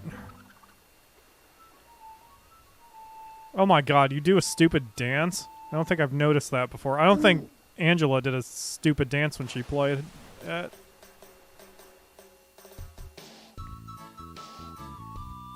Alright, where are we going, jerks? I'm so verbally abusive to my teammates. I don't know why. Alright, where are we going? The Woodstone West now. Okay. We gotta go to Wamboom Woods. Wamboom Woods! Ooh woo! That is on our side. We've got all 8 elementals. Then we'll get the Sword of Manah and become the strongest sword master ever. Shut up, Duran! Kick him off the turtle, everybody. What's that? You don't know how to swim? Shove. Oops. What a horrible accident just befell you. Aw, Nisi.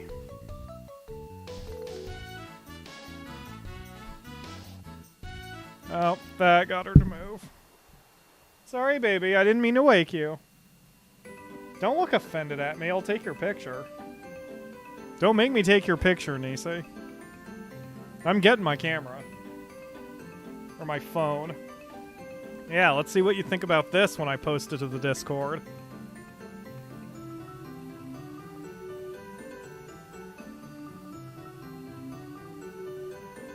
Yeah, don't move. Keep not moving.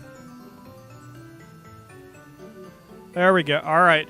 You're getting posted to the Discord. That's what you get for looking at me like that. Hold on a minute. Everybody shut up. We need to post the baby to the Discord. That is a great... So there's no caption I need to put on this. Just, this is what she looks like when I disturb her sleep. Hold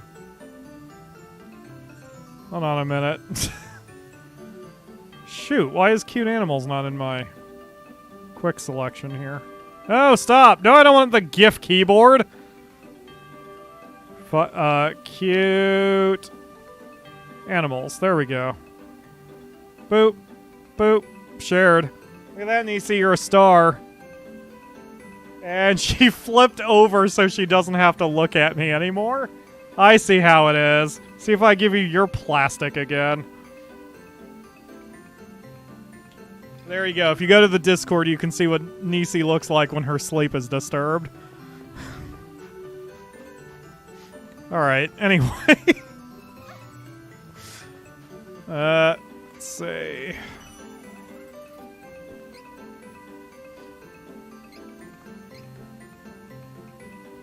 This is nice. It's nice that I don't have the AC on. I have the window open. It started getting just a little toasty, so I have a fan right next to me. I don't need it for very long, just long enough to cool my legs a bit. These plants are dusk moon vine. My powers can unseal the path.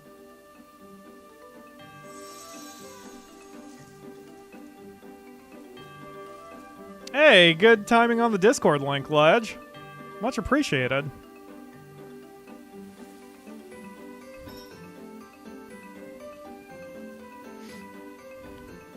Maybe it's here where we dealt with Charlotte's whole nonsense. It's a quilted hood. Oh, these guys are only 32. And we're 33, so... Or I'm 33.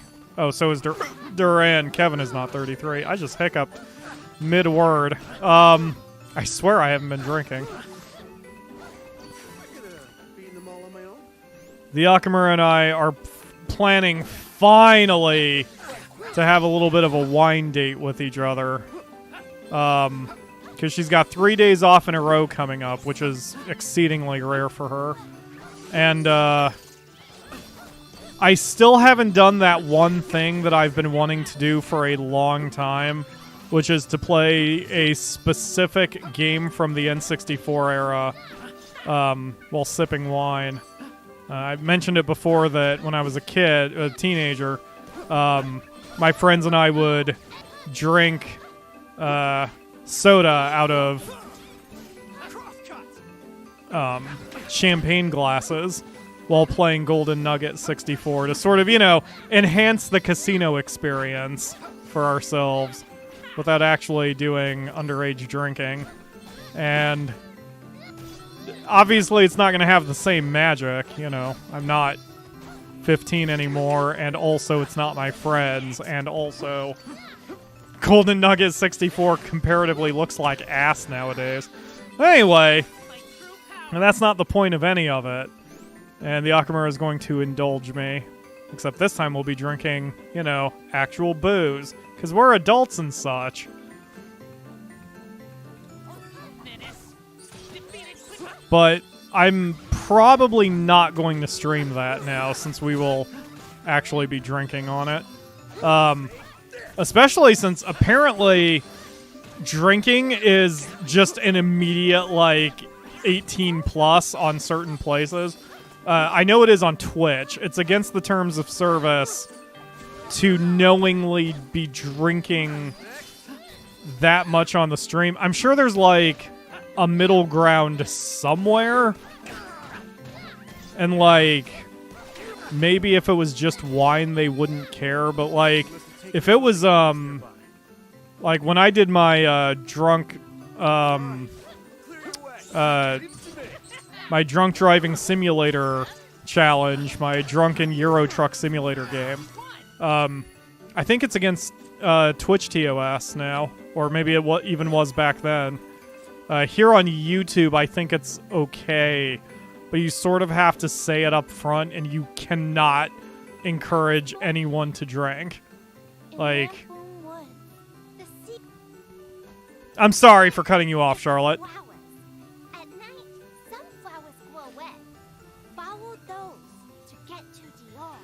Follow the red flowers. You got it, Holmes. What was I saying? Something about drinking. I don't know. Oh, yeah, just... I wouldn't be able to be like, hey, I'm doing a drunk Euro Truck Simulator challenge. You guys should be drinking with me. I think that breaks YouTube TOS. For example... It was a hypothetical. Don't yell at me, YouTube. Don't demonetize this episode.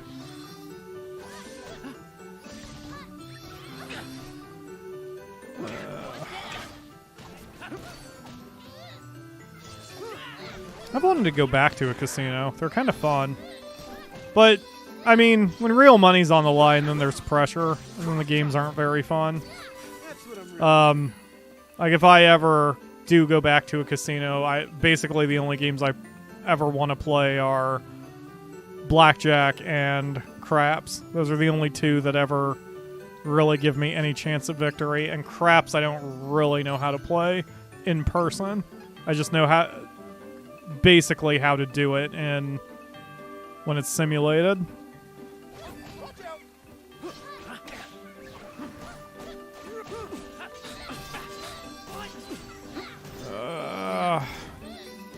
Why are you a quilted hood and not a Chobin hood? Are you like an upgraded Chobin hood? Or are you just not a... Are you just the replacement?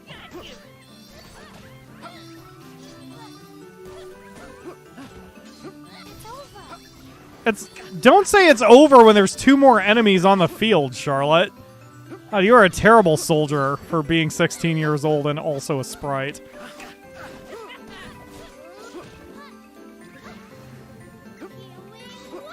He wing what? I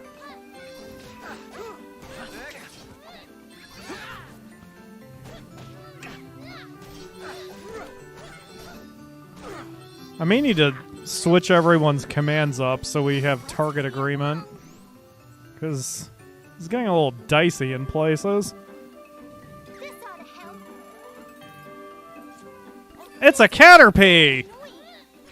Quick, get a Pokeball!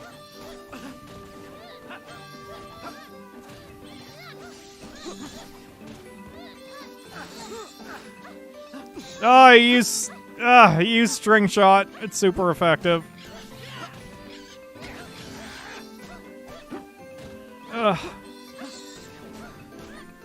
Alright, I used Annoying Weeaboo. That was apparently super effective right back.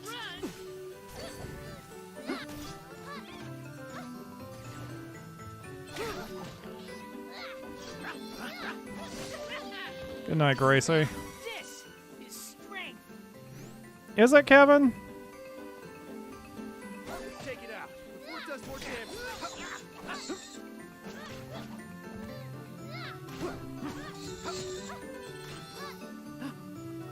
Actually, Holly, that is one of the... I didn't mean to actually you.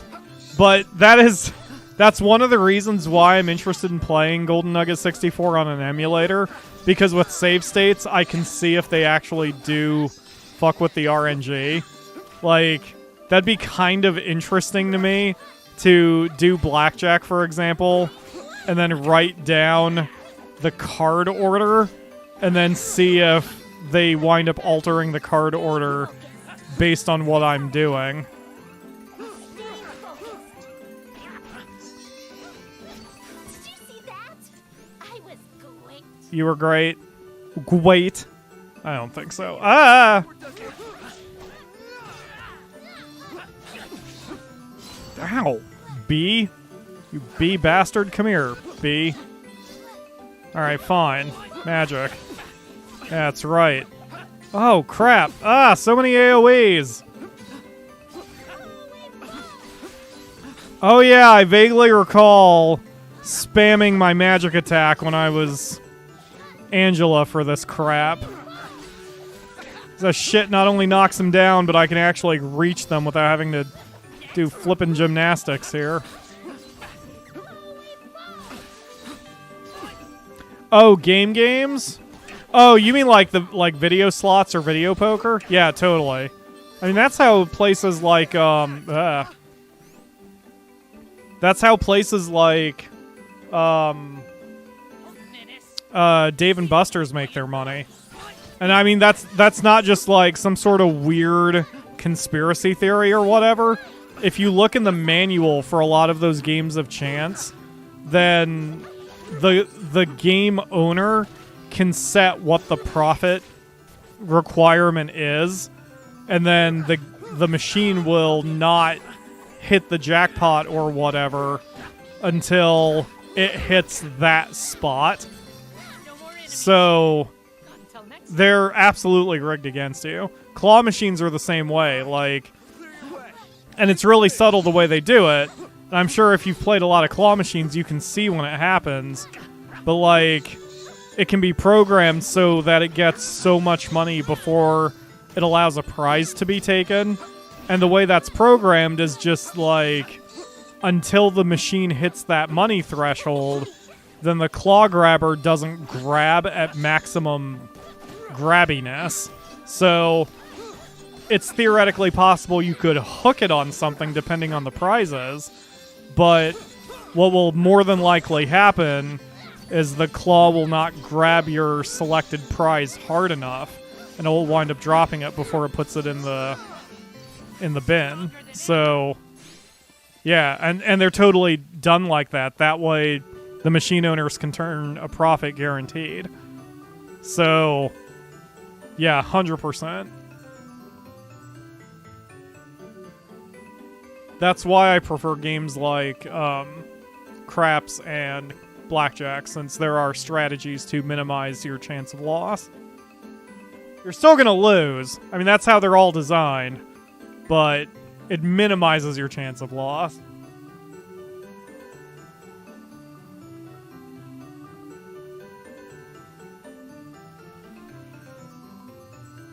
Go away, motorcycles.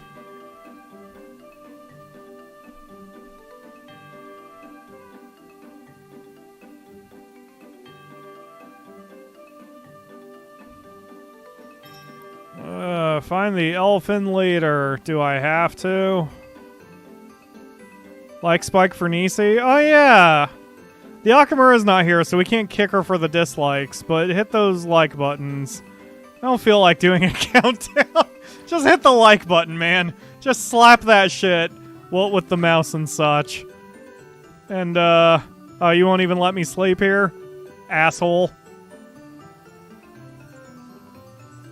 I'm so tired. I want to go to sleep.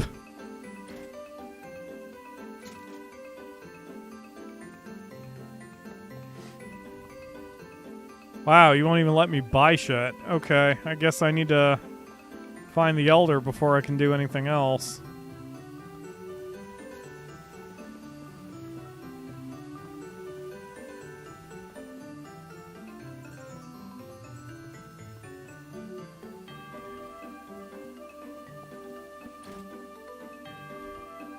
Hello, everybody. I kind of don't remember this. Is this her grandfather or whatever? Maybe in Angela's run, Charlotte was here to talk to this guy or something? Charlotte, is that really you? Who are you? You do not remember.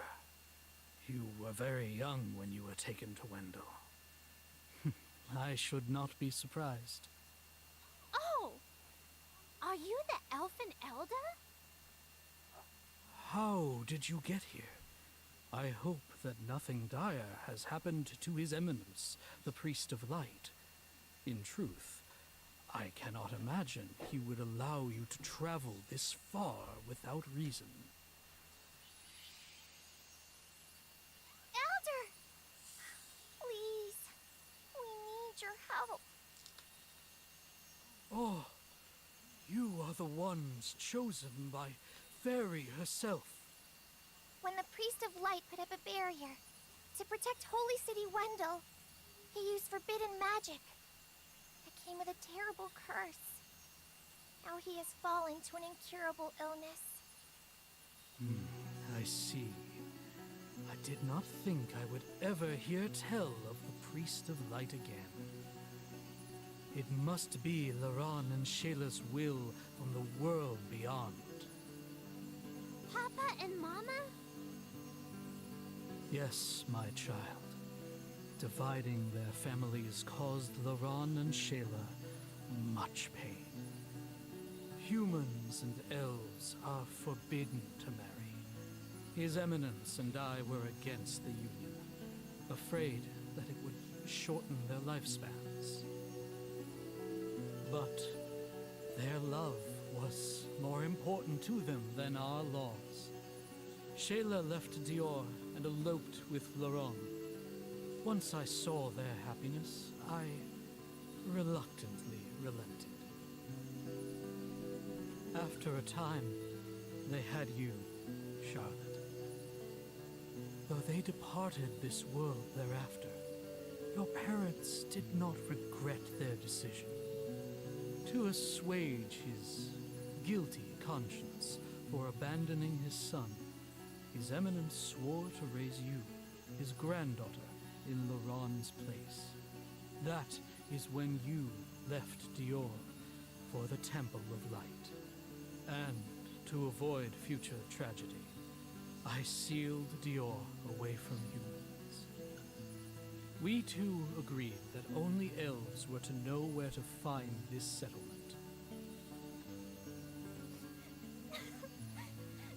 Papa! Mama!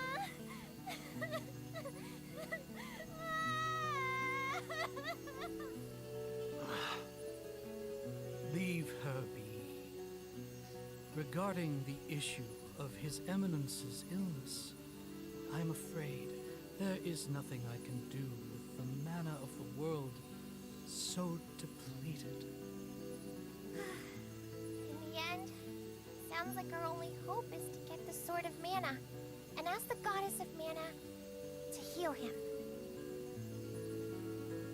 Sir, Fairy is helping us find the elementals so that we can open the portal to the sanctuary. We would like your help. Please. Where is the Woodstone? There is a Manah statue in the northwest of Lamploom Woods. If you borrow Luna's moon powers at night, the Lamplooms should let you through. Charlotte! I know. Grandpa and Heath would laugh at how dumb I'm being. I got my revenge by peeing on his pillow, woo! Save Heath and Grandpa. Until then, I won't cry anymore. I won't. I'm doing fine. Really. Now let's go find the vast elemental. Thanks for everything, Mr. Elder. You have grown so much, Charlotte. Best of luck.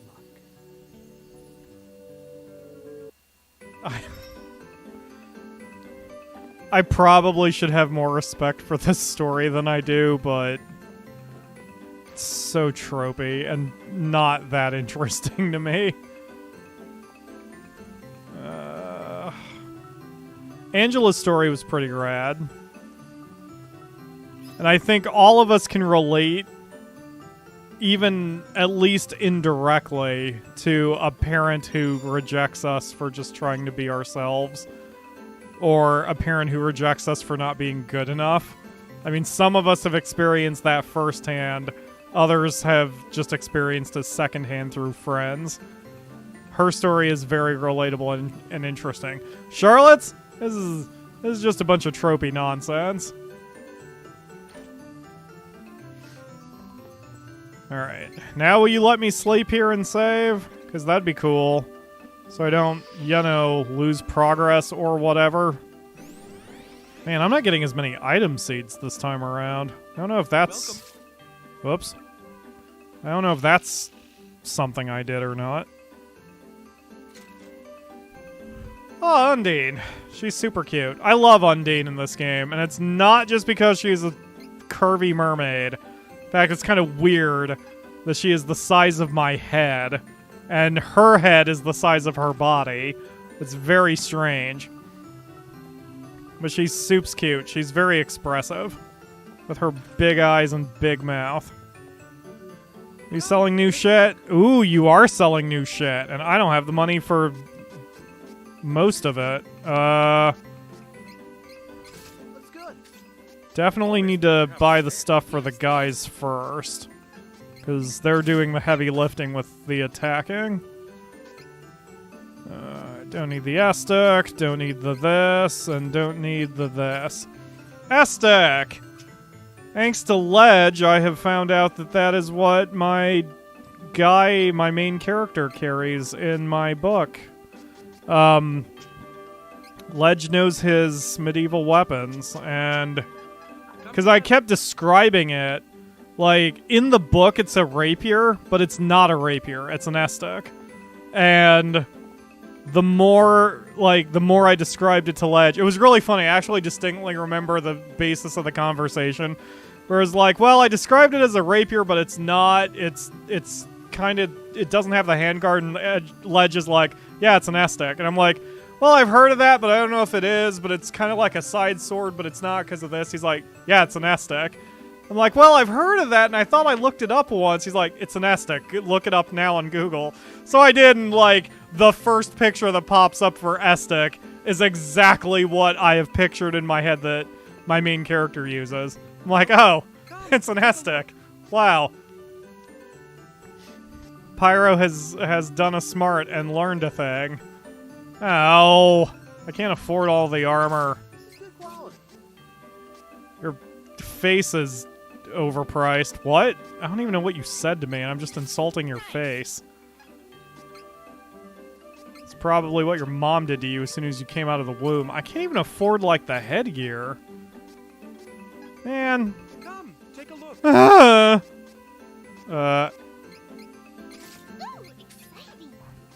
Just say that was exciting, Charlotte. I don't ever want to hear the phrase, it's exciting, come out of your mouth ever again. This is making me tempted to go grind for a hot minute and make sure I can afford to get all this gear. Come, take a look. But the game's easy enough that I probably don't need to. And I'm sure this stuff will be available elsewhere, so I'm just going to move on.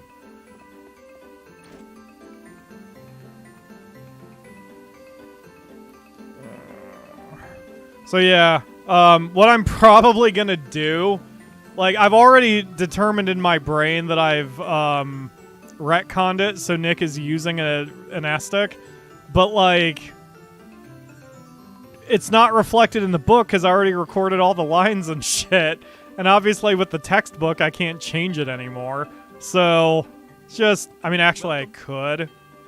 If I really wanted to, I could do a search and replace, and then upload an updated file and make a third wave of the book that uses the word S-deck instead of rapier. But I've also changed the, like, it doesn't flippin' matter because who gives a shit, first of all. And second of all, what I'm, like, for plot reasons, Nick winds up losing his weapon after book 2. So, and he has to go get a new one. So I'll just be like, Nick bought an S-deck, and that's what he's been using all this time, but now it was actually just that. So everyone calm down. Although, I don't think anyone's going to give a shit unless my book sort of gets the Lord of the Rings Star Wars treatment, which it never will. So, it's fine.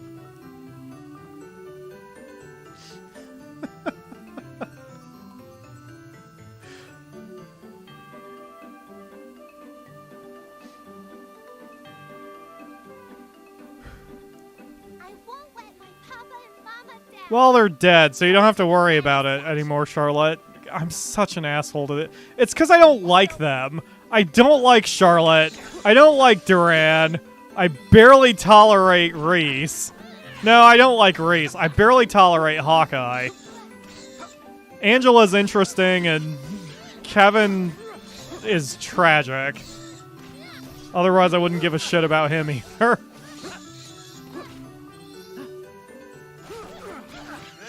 It's funny, too, like, it was a really cheap trick, but it's effective, that if you ever want a villain to be particularly villainous in a movie or any kind of story, just have him kick a dog, or kill an animal. Just nonsensically kill a dog. And I know it sounds horrible, but, like, that just gut-wrench reaction we all have over an animal that didn't do anything, just getting murdered or hurt for no reason, like, we instantly hate the person who did it. So it's a very cheap way to quickly draw the battle lines in what the audience should be expected to think of certain characters, but it works. So fuck it, right? It's just another storytelling technique.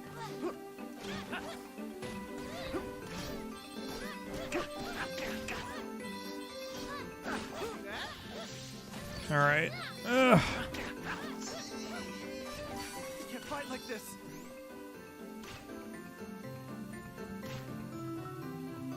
Stay focused. Stop being poisoned. Ewing White! Where am I going? Oh, through the bushes. Got it. Ooh, I see a treasure chest over there, but only after I get done with this nonsense.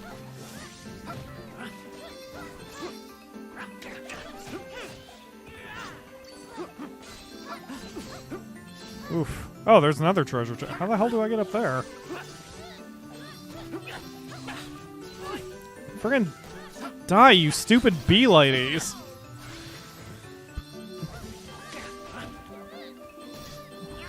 At least the Holy Bolt or whatever guarantees to knock them down, so that's...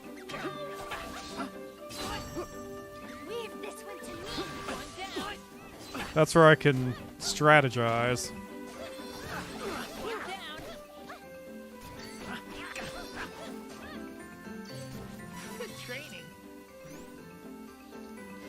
Okay, let me grab this one first.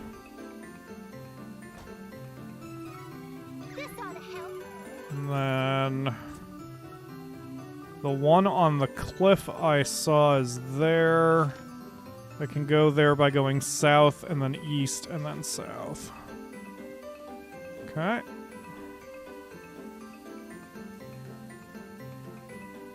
Oop.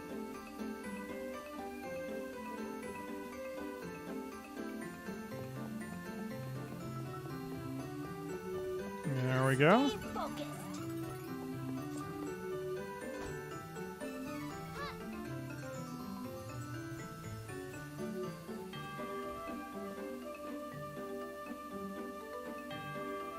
Oh, this must be the Manah statue the Elder mentioned.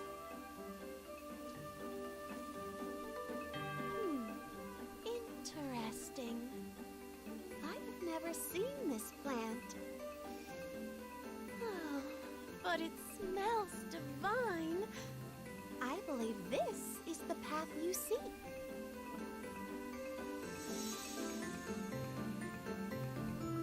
A new path appeared. Oh boy. You are. Would it be all right for me to take one of these flowers with me?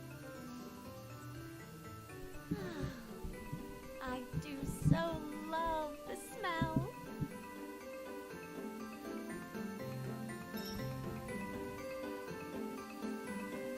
Oh man, I'm glad we're not listening to this music full blast. It would probably drive me crazy. Whoosh! Whoosh, Splody! Ow! Stop hitting me with your stupid buzzsaws! What the hell is she throwing at me anyway? Alright. Hey Kevin, you want to fucking help instead of just standing there like a douche? Thank you. Preach. Idiot.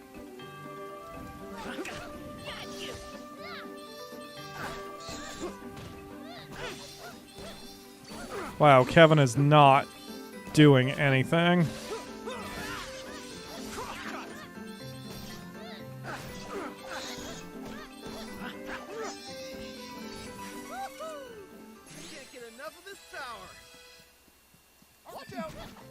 Well, we're almost to level 36, so it won't be very long before we qualify for the next class, which is exciting. I like the classes in the game. They feel a little drip-fed to you, but with as short as the game is, it makes sense that it takes a long time to get there. Because if they just gave you all the classes at the 10-hour mark, I mean, you wouldn't really have very much left to go at that point. And I don't know what it is about Legend of Manah, but it really feels exhausting. And that's something I've been trying to figure out in my head, why I feel that Trials of Manah feels so exhausting to me. Because, you know, like I said, it's only a 24 to 25-hour game to find everything. I mean, not even to just speed run, but like I wasn't specifically blitzing the game, and it did not take long. And I haven't really understood that. Why it just feels so much longer. It could just be because I'm not into the characters. Because, you know, you don't really need a story to sell a game per se. I mean, I'm certainly old school enough to know that, like, you know, we played Ninja Gaiden on the NES. The story was you have to ninja. You need to go ninja this place so other people can't out ninja you. And yes, I know I had a plot. Don't at me. But like, maybe that was a bad example. But like Mario games, you know, the plot is go save the princess. Whatever, easy peasy. It doesn't have to be friggin' Shakespeare. But still, you need some sort of reason to care, and sometimes you can care by the gameplay. You know, that's like colony builders. Like, colony builders don't really need the overall plot. Hitman doesn't need the overall plot to sell.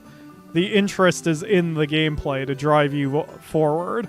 But for an RPG especially, like, you've got to have some sort of connection with the characters, or it's just, ugh. Of course, it doesn't help that I'm halfway falling asleep here. But it's fine. Oh, boss time.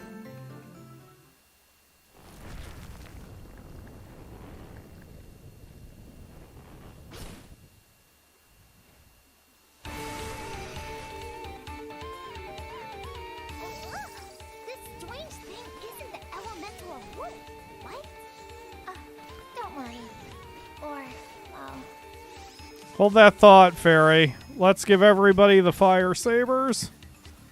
Maybe you should worry. But this is a monster. It's a lot bigger than typical monsters, though. I don't remember the strategy on how to beat this guy. Beat it first, and we can figure out what's wrong later.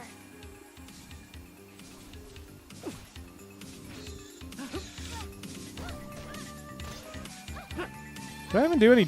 Oh, yeah. A little damage was done. Oh, my God. Really? You are terrible, Duran.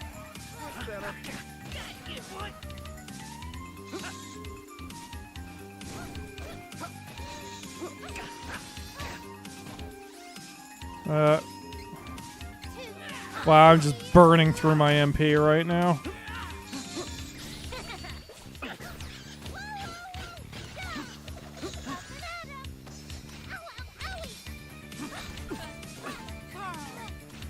I don't even know what the hell happened there.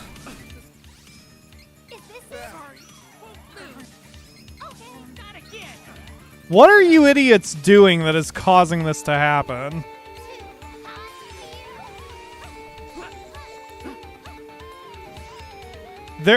Wasn't there a boss I had to deal with in the first run where I didn't even bother reviving people because it was such a pain in the ass? I wonder if it was this boss, because this shit's... Yeah, there's just nothing I need to do. Okay, so the little enemies are there to distract me and to help me build up my whatever. Oh, he's doing a thing. Time to get away and run away.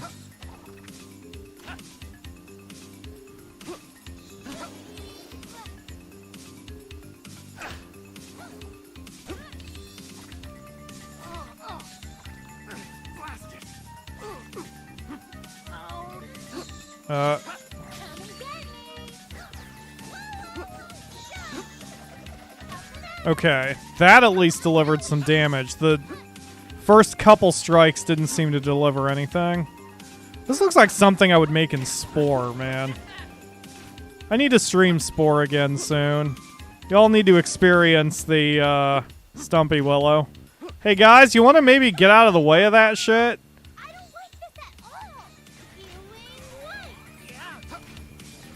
Ewing White! Alright. His attacks do not seem that hard to dodge. So my AI companions are very dumb.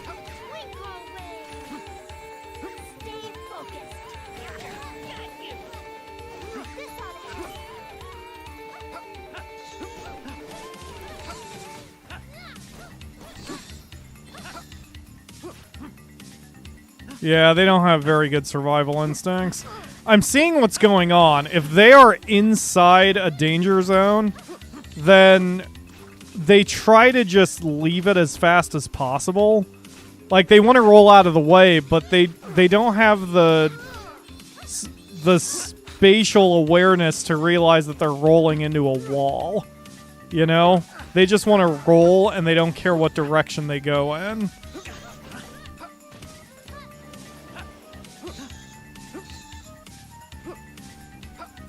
Whereas with me, like, I know, okay, I need to get all the way over here because of the friggin' Splodies. Why can't I? Oh, I'm out of magic.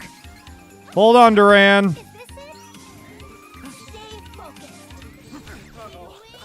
Well, there goes Duran.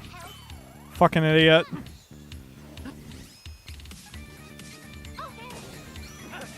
That's better.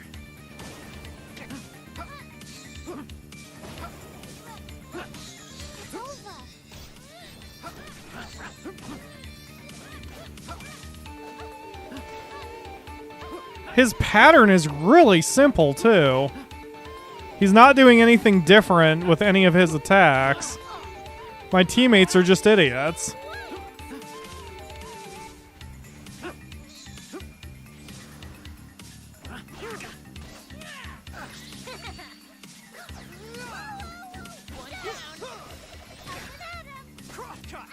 I mean, I guess in theory you're supposed to keep changing up who you're controlling.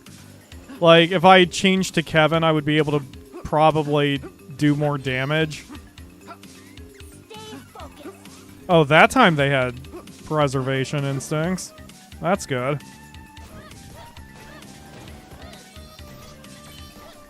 Am I actually accomplishing anything by hitting its leg? Does that stun it or knock it down or some shit?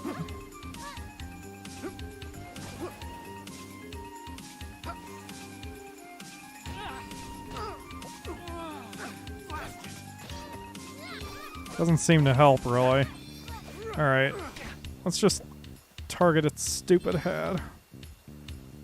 I mean, I guess I'll keep the focus on its leg.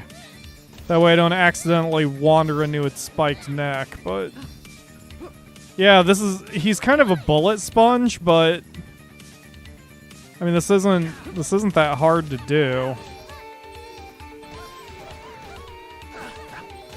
Yeah, when his head is down, I can attack his head. When his head is up, I can attack his leg. Even though it doesn't do as much damage, it probably gets me something. Even the radius of that attack is not that big. It's not that hard to get around it.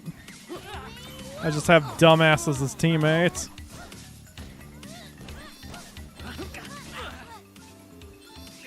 Like that. There should have been no reason that happened to you, Kevin. Kevin, dude, we're down to 4 whatevers here. If you don't straighten the fuck up, I'm not going to be able to res you again, idiot.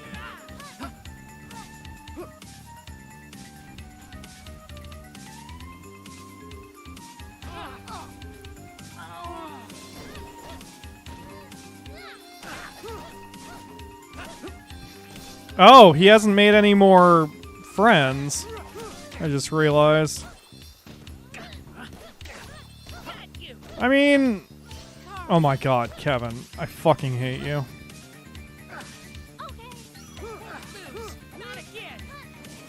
Put your head down. Come on. Well, that's not what I was aiming for, but sure.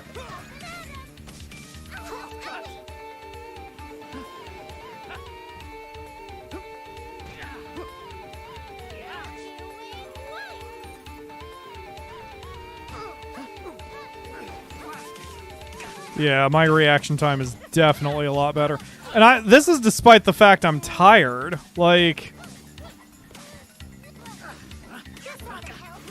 it's one thing to have the reaction time in general. Like, maybe it's a good gaming day. But I'm tired. This is definitely from Scarlet Nexus, because this boss is nothing. This is nothing compared to the shit I have to go through in that one.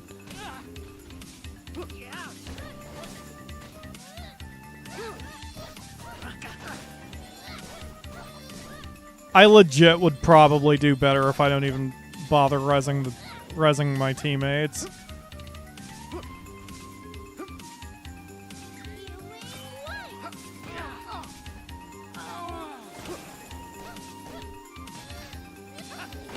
See, guys? That's all you gotta do to flip and dodge. You just roll out of the damn way of the big old orange thing. It's like they specifically want to target his head, which is fine, except they put themselves into danger to do it. Like, they don't just settle with doing the damage.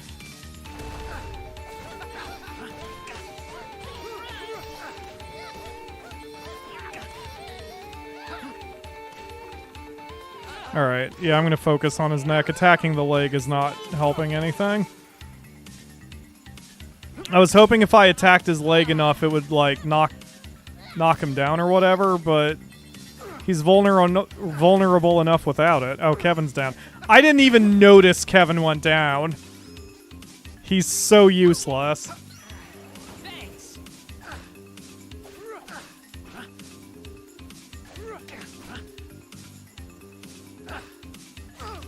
See, that's his power move, and he always telegraphs it. And Duran just took it twice now for no goddamn reason. Excuse me. Oh, good job, guys. You finally dodged a bite.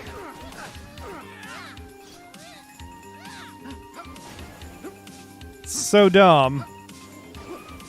I mean, if anything, I'm fighting the camera more than I'm fighting anything else right now.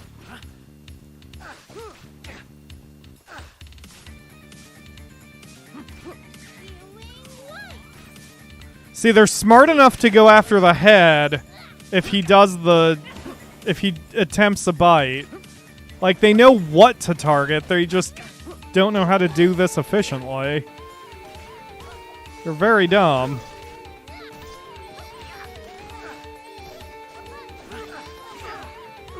See, guys? That's all you gotta do. Just dodge out of the way and then anticipate and attack.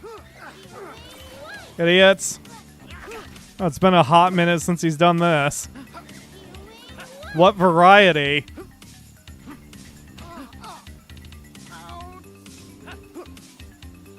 Good job, Kevin. Just somersault directly into the thing.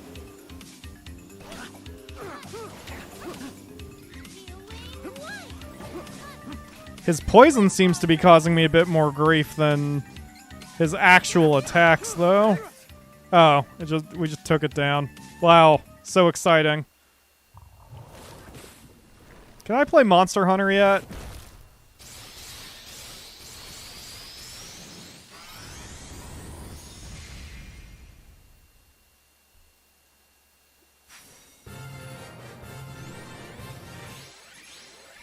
That's not against you, Soul, by the way. I do want to finish Trials of Manah.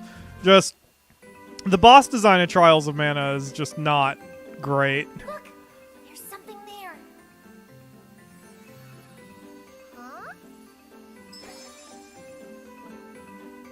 Oh, it's just you, Dryad. Oh, yes. Thank goodness you saved me from. Ah, I forgot Dryad is super hipsy. She just feels like dancing all of the time. Or she has to pee really, really badly. So that's how it got so big. Thank you ever so much. Oh, forgive me for causing you so much trouble. We are happy to help. Will you help us too, though?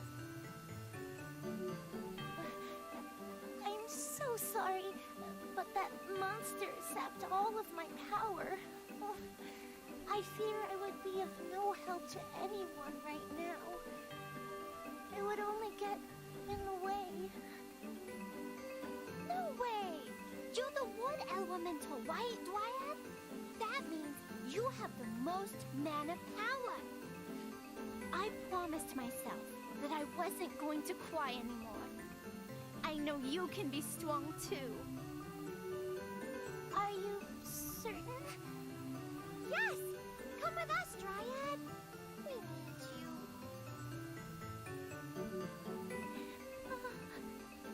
Thank you. You're too kind, and I don't deserve it. But I will do my best to help you all. Aw, Dryad just has a song in her heart and she wants to dance it out. Woohoo! That's all 8 elementals! Yay! Let's hurry and call Babushka, so that we can get a ride to Oblivion. We don't have much time left. This is probably our last chance. What's an Oblivion? Oblivion is the island where mana energy from all corners of the world converges. In the past, when the magic used to control the mana stones was sealed away, the whereabouts of Oblivion were erased from everyone's memories to further protect the world. Oh, but don't worry, it's still there. When I used the last of the mana power in the sanctuary to get to this world, I appeared in the sky above that island. Okie dokie, let's go! Yay!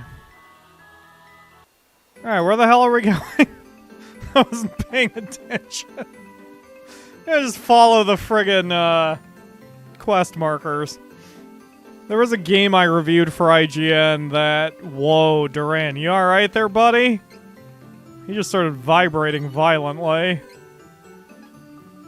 He seems fine now. Anyway, there was an RPG I reviewed for IGN many years ago that I complained that there were no quest markers in it. And I should have given context. I've realized that when you write reviews, first of all, it's a no-win situation. Someone's going to be mad at you when you write a review about anything. No matter how good or bad you review it, someone's going to be all pissed off. But, like, it seems to help, at least in some... For some fans, if you at least put context as to why you dislike something. And that was a lesson I learned, actually, early in my reviewing career. I reviewed The Sims 3 pets? Maybe The Sims 2 pets. But I think it was Sims 3. And I had mentioned that it was when... so I was comparing and contrasting with, like, earlier Sims games. Maybe it was Sims 2. And I had put the critique that there was too much focus on the pets. And I kind of got fairly reamed. I mean, the reaming was unfair. The reaming is always unfair. But I was unfairly criticized by commenters because they mocked that line, because they're like, ugh, it's called The Sims 3 Pets. Why wouldn't it be about pets? This reviewer sucks. And it's like, again, it's like, that's actually valid criticism and good feedback, except it was done in such a douchey tone that it just pissed me off rather than, you know, it's not a happy memory. But I took the positive from it. And so it wasn't that I was trying to be an idiot when I said there's too much focus on pets. When the expansion is called Pets, yes, that was the point.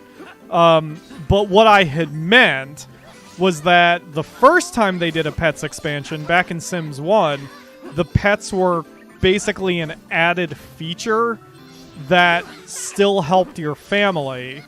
And your families had new options after that expansion pack came out.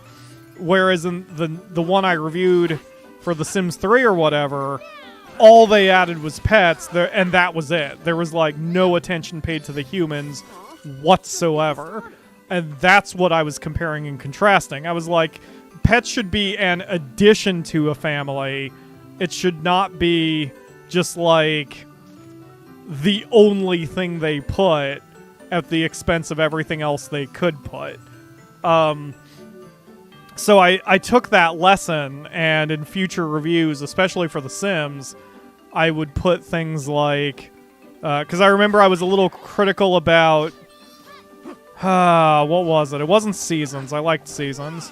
But there was another Sims pack where I put that into context where I was like, okay, they added what they said they were going to add. However, it's very isolated, and if you play without cheats, it doesn't really help all that much, and it'll take a while before you can access it. So I was like, it's good for later Sims. Oh, maybe that was one of the vacation ones. And it's like, but if you're not cheating and you're just starting a new family, it's going to take you a hot minute before you get to any new content. And I was like, I don't put that as a judgment. I just, you know, I would have liked to have seen the expansions have an immediate impact. Anyway, this is all a long-winded way of saying that with that one RPG, I critiqued that it didn't have quest markers, and I did not put context into that line, and I should have. That where it didn't put quest markers was a really annoying fetch quest, and that wasn't fun. Like, it's fine if you don't have quest markers, and old school gamers don't like them. I mean, I think it's grown on a lot of them, but like in general, it's the old school gamers who will complain about wanting quest markers. But with that particular RPG, they had like they had a puzzle where it was like, find the 5 buttons in the town. We're not going to tell you what they look like or where they are, or give you any clue when you're close to one. And that shit was fucking annoying, because it took me like an hour and a half to find these 5 buttons with 0 clues, and that upset me. And so I reviewed that specific puzzle harshly, and I still stand by it. What I would have fixed is they would have made the first button immediately in front of your face so you knew what it looked like.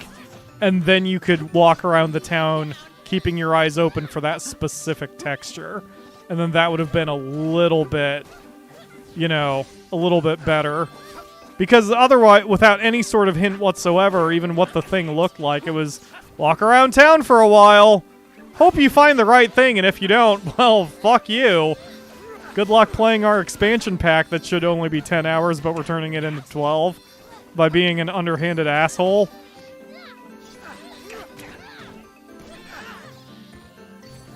I have come to like quest markers. They were annoying at first, and they really came in vogue after World of Warcraft because that shit got insane. But like, I know it takes away a little bit of the adventure, but again, it's kind of game dependent. And for me personally, just the fact my memory tends to be shaky if I've been away from anything for more than a few days, and for the sake of a Let's Play, just put quest markers. I don't want to deal with all the walking around and shit.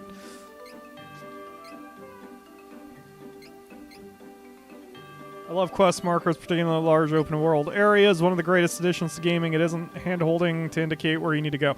Yes, and you can still do a middle ground, I feel, like they do in Final Fantasy XIV and MMOs in general, actually, where they're like, if they want to keep a little suspense, just put like a general quest marker and then be like, okay, it's in this radius. And the bigger the radius, then the more challenging it is. But at least you'll know the general location. And then that way, especially if you haven't played the game in a while, then you can get back into it. Because you don't want to just start up a game you haven't played in 6 months and all you see is like, go to the Forest of the Spines. And you're like, the hell is the Forest of the Spines? I'm in the middle of a sandy beach. and you have no idea where it is. There's no map. You don't know where the hell you're going. You're just gonna stop playing the game and start over at best, or sell that shit to GameStop at worst. So, you know, just a general location to at least sort of tell you what you need to do would be helpful.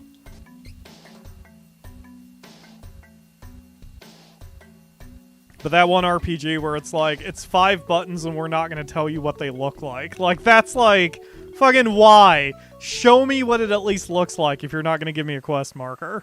Let me know what I have to touch. Let me know where my fingers can go.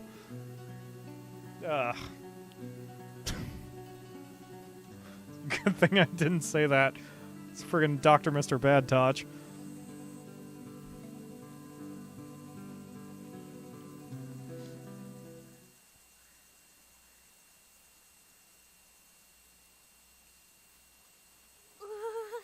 We're so close to the sanctuary. Arbor Vial is smaller than I thought. Can you open the portal?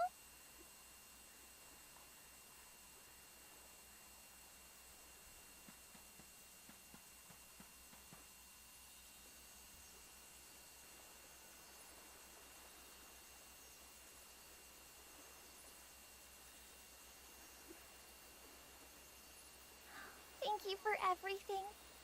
I never could have attempted to open the portal all on my own. Manah has continued to weaken throughout our journey.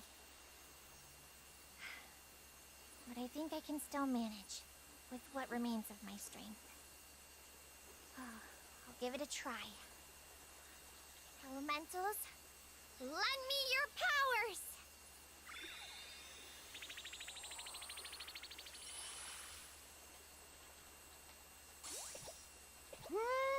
Woo-hoo-hoo! Time to show my stuff. Don't you worry, sister. You got this. You hear? Do it! I won't hold back. God, that line sounds so friggin'... Won't be defeated. Here goes. Hi, Undine. I give you all of my dark power. Don't say it like that, Shade. Heyo, here we go. And now, let us give this everything we have. I don't want to look it up, but I bet you Undine has a shitload of porn made after her all over the internet. I only hope that it will help. Because she's like a mermaid, but sort of not. But kinda. She doesn't exactly have a shell bra, but she kinda does. Anyway, I'm gonna shut up now.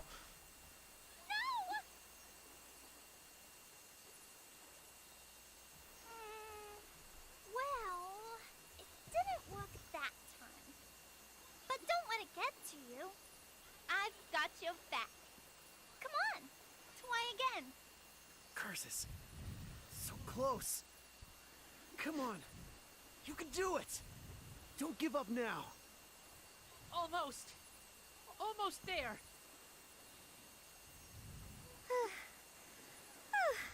Thank you, everyone. Manah has grown weaker than I expected. The portal won't get any larger. Okay, I'll try one more time. Please, Goddess of Manah, help us!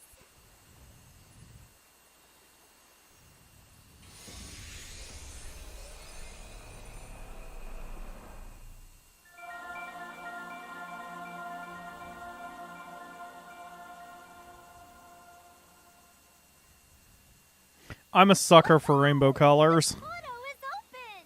You amazing fairy! No! That wasn't me! The portal opened on its own!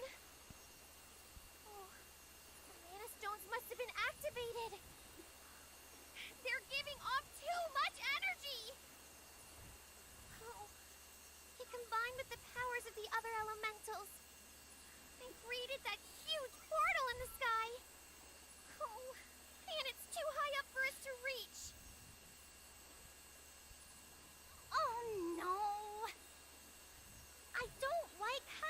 Charlotte. Like, that rainbow color of the wings of the airship. Like, that's cool. I don't know what that's properly called, but, like, scrolling rainbow colors, I guess. This is just... I love it. I'm a sucker for just about anything with scrolling rainbow colors like that. I wish there was, like, a jet engine in Spore that made rainbow-colored trails. Did you hear that? What was that voice? Was it the Crimson Wizard? The Crimson Wizard!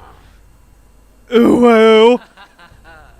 We couldn't activate the Mana Stones with the forbidden magic alone. Thank you so much for releasing enough mana energy. Now Altena's flying battleship, Gigantress, will begin the invasion of the Sanctuary of Mana. Please accept this gift with our warmest regards.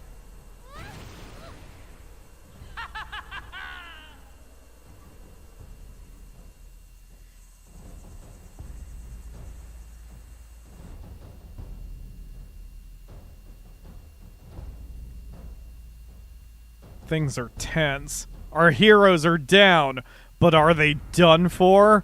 Tune in next week. Same bat time, same bat channel. Or, you know, whenever the loading screen gets done, whichever comes first.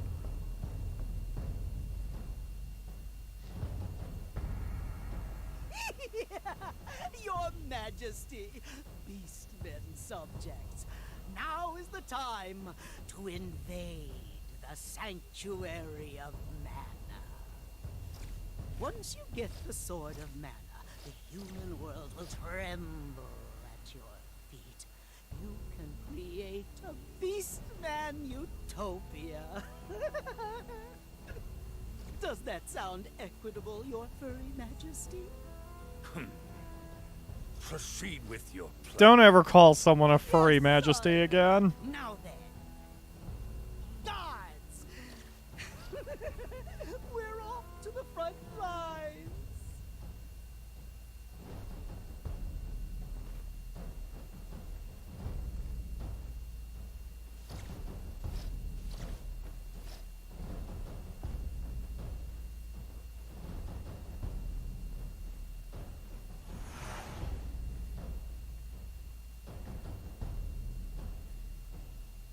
Oh, it's fine, Holly. I'm still young and spry.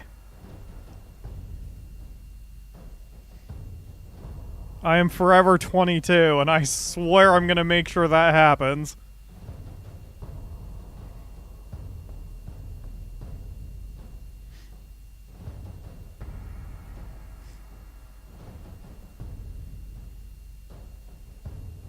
Actually, I guess that... because that was from the 60s Batman, so that way predates me. Hello, Belladonna. I noticed your eyes first. I promise. Are you prepared? You forget to whom you speak. Of the two of us, you are the one who is late.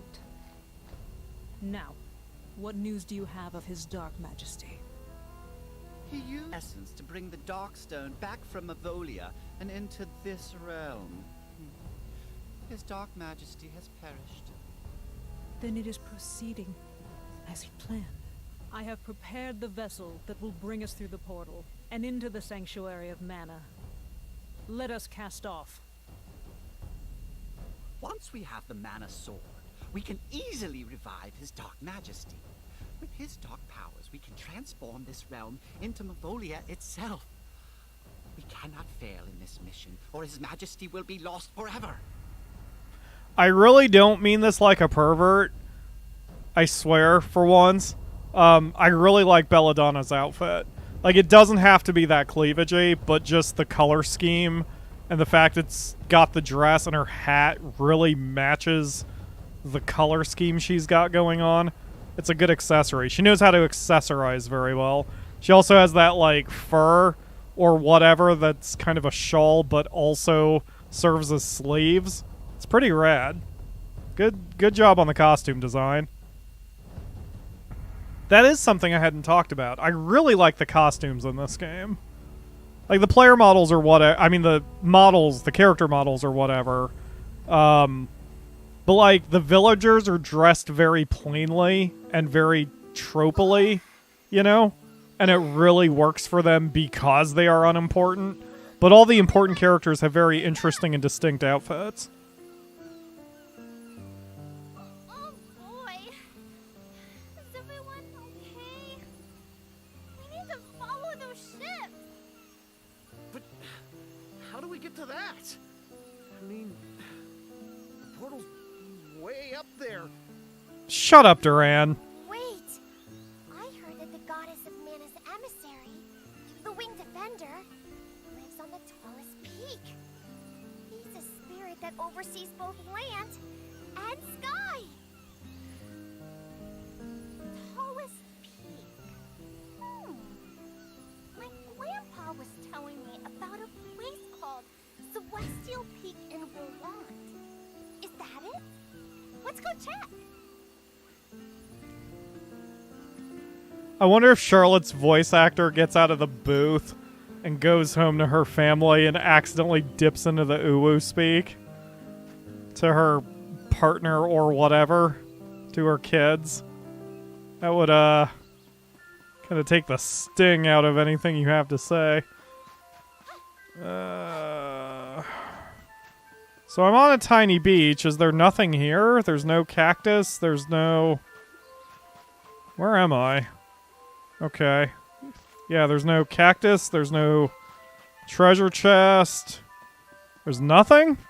I almost kind of don't believe you. I'm gonna poke my head around a bit for a second here.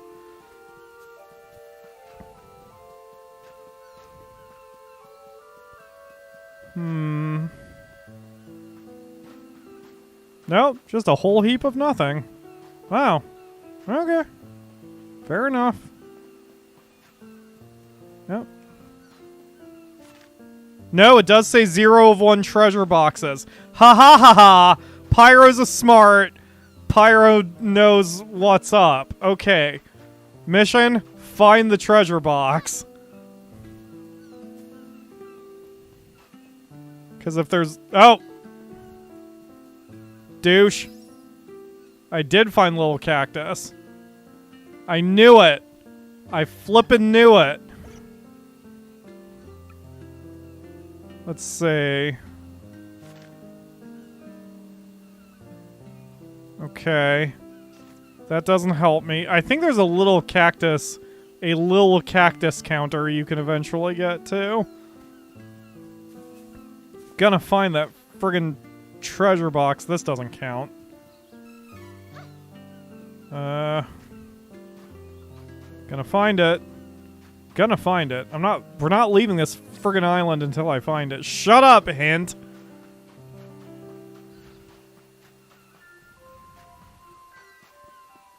Let's see. I mean, this place is really small. It can't be that hidden, man.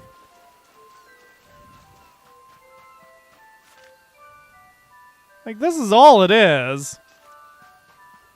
If you all see the treasure chest, please tell me. Like, don't... Remember that there's a delay, so it doesn't help to be like, oh, it's there. Like, oh, found it, never mind. Got it. Oh, pff, that's it. That's what I got for all that effort. Screw you, game. Alright, let's use the fairy float. We're all only 1 level away. Well, I guess Kevin's 2 away from being able to up a class.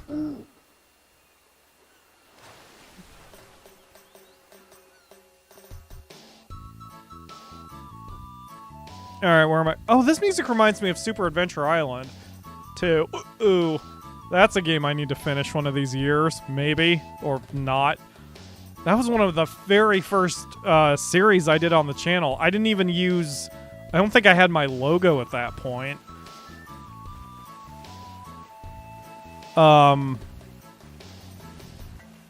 So, it's... But I got to the final boss, or at least the final dungeon, and then something stopped me from finishing it, and then it just kept slipping down the priority list, and I never finished it. That'd be a hell of a thing. Just like,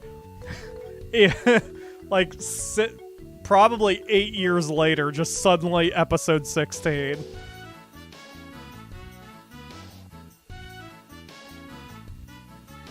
Nisi. What are you doing, baby? I think Nisi is actually smarter than we give her credit for. She, I think she does understand that the microphone is important, because every time I put it in front of me, she leaves me alone. And she never meows.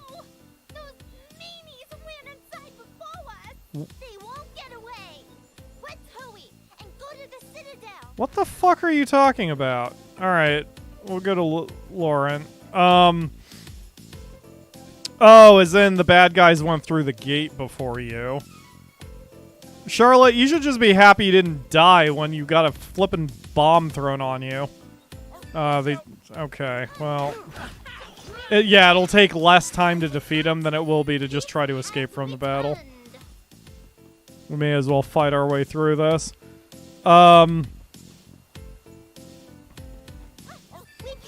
I forgot what I was saying now. Oh, Nisi. So, like, she seems to know at least that I don't want her near me while the microphone is... while I'm speaking into it. Because usually by now she'll at least meow at me, or she'll try to get up on my desk, or she'll kind of yell while getting near me because she wants to sit on my lap. And I know cats sleep a lot, but Nisi is very schedule-oriented. She's like, if she hasn't had lap time in a few hours, she will demand lap time. So, but maybe she just understands that. Like, maybe I shoot her once. I do remember she did try to jump up on my lap once during a recording session. And she nearly bonked her little head on the microphone stand. And I'm like, Nisi, I can't have you up here right now. But usually it takes a few times before a cat makes that connection. So she might be a little sharper than we give her credit for. And with all the jokes of how dumb she is pretty smart. She's just clumsy. So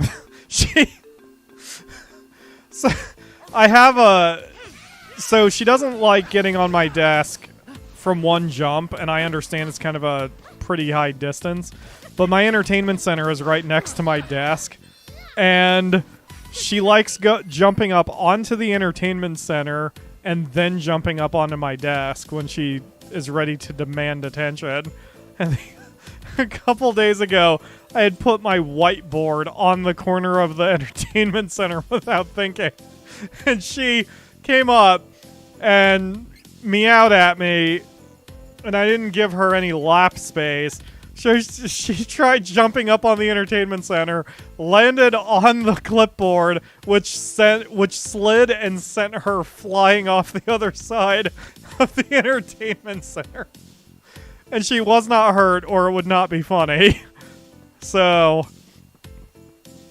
but she was fine. She just kind of embarrassingly meowed and walked away, like her pride had been hurt, and it was incredibly heartening and cute.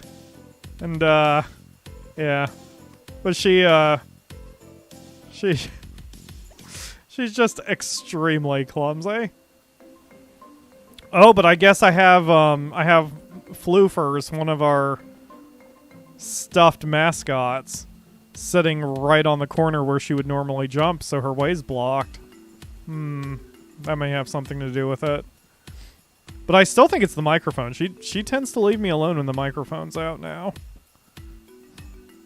I think she understands it's something. Like, it's something important enough that she needs to avoid me or whatever.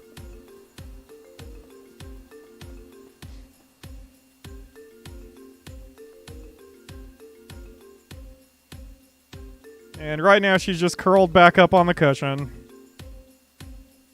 Gently snoozing away in between licking herself.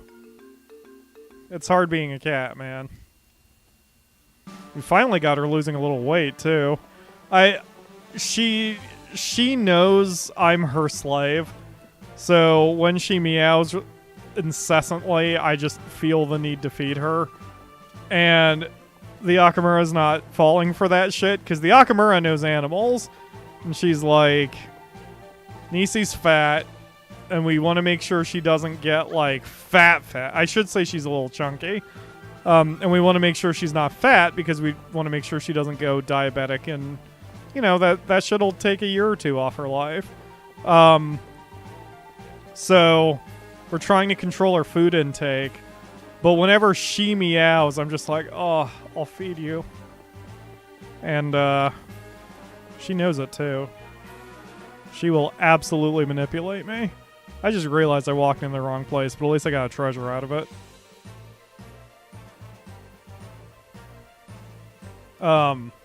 Yeah.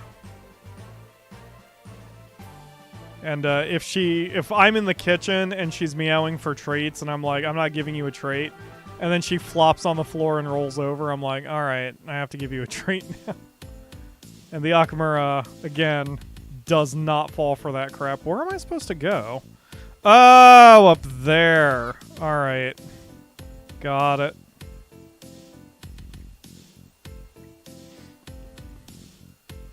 All right. Just turned eastward too early. Yes, I very much have a weakness for cat. I am definitely a cat person. I like dogs. They're fine. They're cute. But, I am definitely a cat person. Holy crap, your shield is the only reason you survived more than 2 hits, Copper Knight.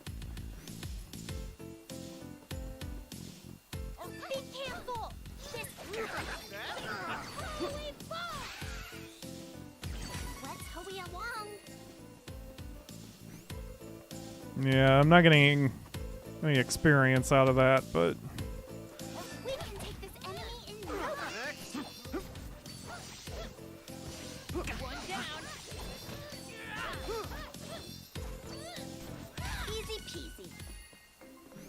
Oh, Charlotte.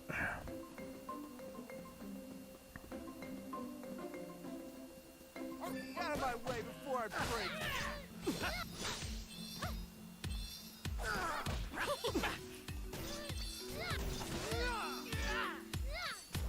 Hurry, let's move. There we go.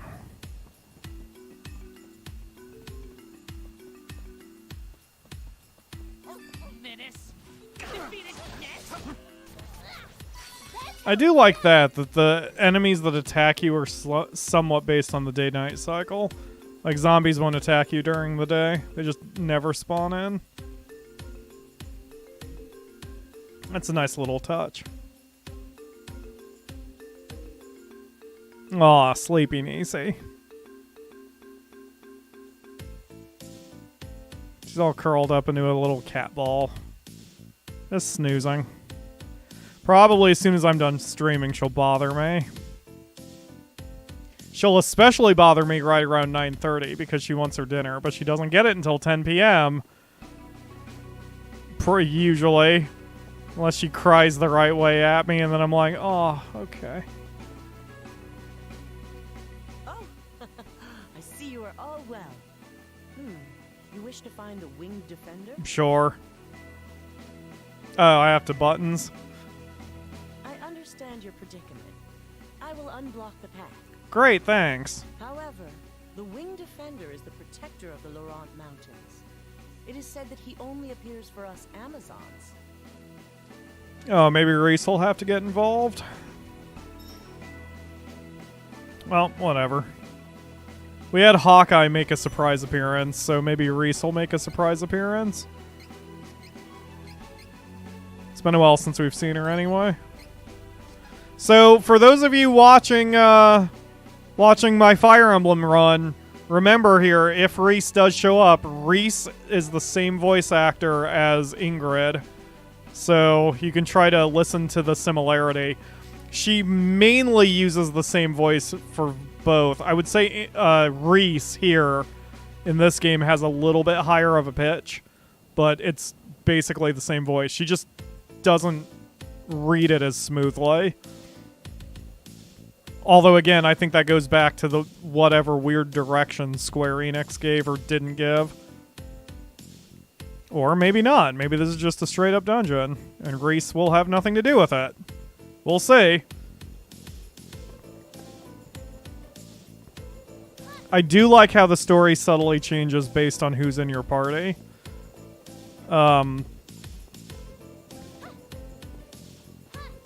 Just like the reaction of different NPCs and such.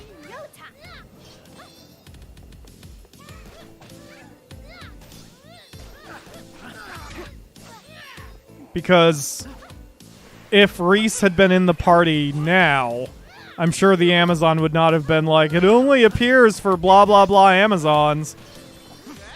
Like, I don't remember what the line was when I played it the first time, but I'm sure that it was not a concern. At that point, it probably would have just been an order. Reese would have been like, look, I need you to open the gate. And Amazon would have been like, okay, boss. Yes, ma'am. And that would have been the end of that discussion.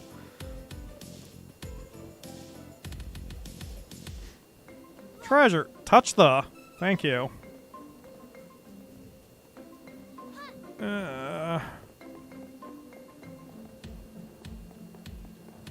wonder if I'm going through the game faster, too. I'd have to do a little... Like, I'd have to actually go back and check the first run and see where I was comparatively with the time.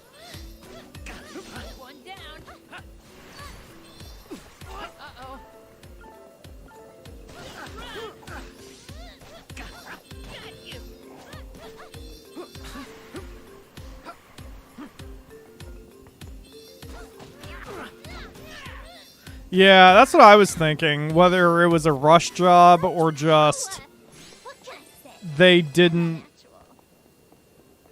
let the voice actors do multiple takes. Or maybe more than a couple takes. I don't know.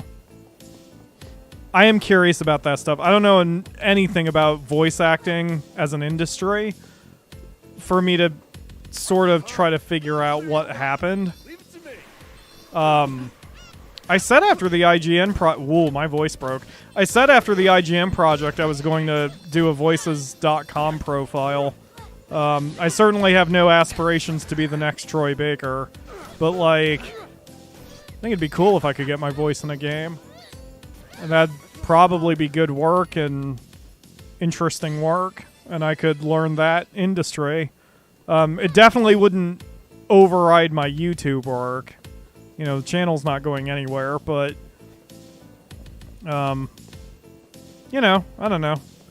I haven't done it yet, but why not, right? You guys would probably enjoy hearing my voice in a game.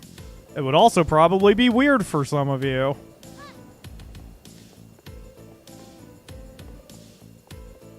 Or, what the fuck? Oh, from that side? Like, maybe not weird, but surreal, maybe? I don't know. Discarded the candy. Okay, great. Although I still think any of my voice acting would have to be pretty comedy-related, because I would have to take some degree of acting lessons if I wanted to really approach the industry from a good professional perspective. And with my lazy tongue and my accent, I don't think I would be very good as any sort of major character. And I certainly don't enunciate like I should, which might not help. But some of the voices, like the Morgan voice or the Dr. Mr. Bad Touch voice, I'm sure there's a place for that. For some game developer out there, someone would probably like one of those two voices.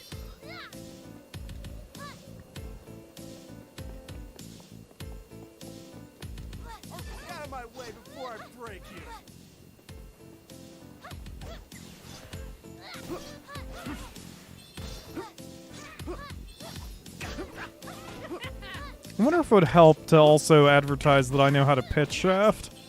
I've been playing with that recently. I don't pitch shift my voice here on YouTube because, or anywhere in streaming. First of all, in streaming, it's more difficult. But second of all, if I pitch shifted my voice, that it would immediately be a giveaway that it's fake as soon as you hear me in person. However, a very minor pitch shift might help my chances because it could turn me in from a high-range baritone to a low-range baritone. And I bet some people would be interested in that too, like as a narrator. But I would still need to enunciate properly to be able to really make that happen. That's all I need. Squirrel Hog will be on my side for this one, but if I do get into voice acting, that's another Schedule C I'm going to have to friggin' fill out every year. So that might stop me. As it is for this year, I've got 3 Schedule Cs I have to fill out. Let's not add a 4th one to that.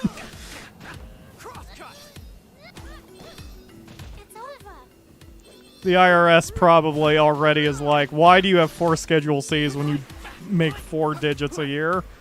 That makes no sense. Just go to Walmart or McDonald's. Did you see that? I was great. Yeah, it's funny. I tried the Morgan voice seriously in my book, and when I listened back, it just didn't work. Like, you can't take that voice seriously. And I don't even know why I attempted it, and it just sounded awful, so I reshot all those lines. But for some dumbass, like, mad wizard, I think the Morgan voice would work pretty well.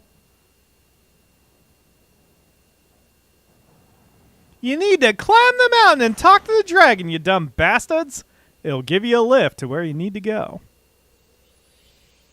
Now shut up and get off my lawn. Oh, that's it. No, he's too small to defend much of anything. Oh, is this one a baby? Hey there. We're trying to get to the sanctuary of Manah. Can you help us?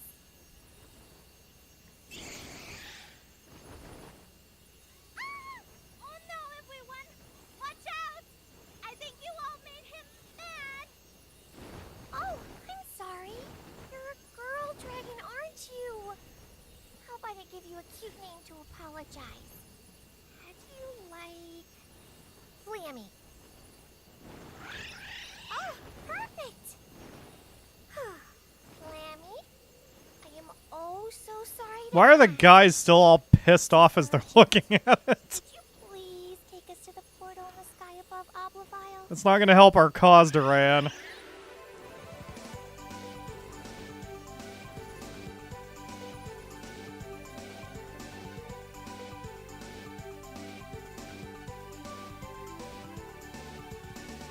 I don't remember how close we are to the end credits. I don't want to push beyond the 4 hours since I know the entire game takes 24-ish. And we've been doing 4-hour streams of Trials of Manah. It just works out perfectly. Like, the 6th stream might go a little long, but at least the first 5 can go exactly 4 hours. Well, you know, not exactly to the minute, but you know what I mean. If I'm on the final boss fight in an hour, then we can finish it out, but I don't think I'm there yet. I think I've got more stuff I need to do.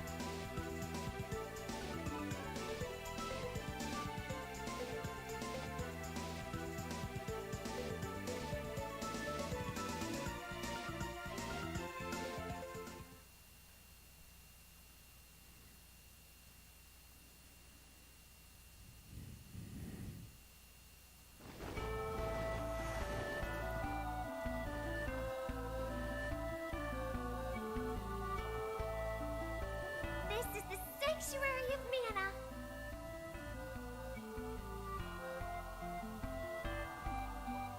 It looks like they fought and defeated each other before we even got to the sanctuary. It's horrible. I cannot take you seriously when it's spelled hoabo. I'm sorry, Charlotte. Sort of.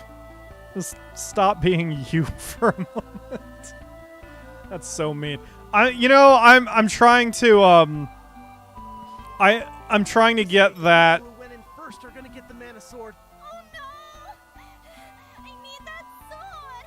Oh, I can't help Heath! Come on! That sword is gonna be mine! I'm trying to get that out of my vernacular, or at least restrict it to data like this. I mean, it's fine for Charlotte. It's fine for video game characters. They're not real. They don't have feelings. But I have heard so many times the phrase "just quit" in the context of like, just quit YouTube. You're not good enough. Just quit YouTube. Your voice is boring. I've heard it and seen it so many times, and it hurts me every time that now I'm trying to be better and not say that to other people. I definitely am not going to say it to anyone real, because that shit's just... it's just shitty. Like, it's bad. It's not helpful. And it's mean. It's very mean-spirited. Like, if someone, you know, painted a picture, and even if it wasn't all that good, if you're just like, just quit doing art. Like, that's so douchey.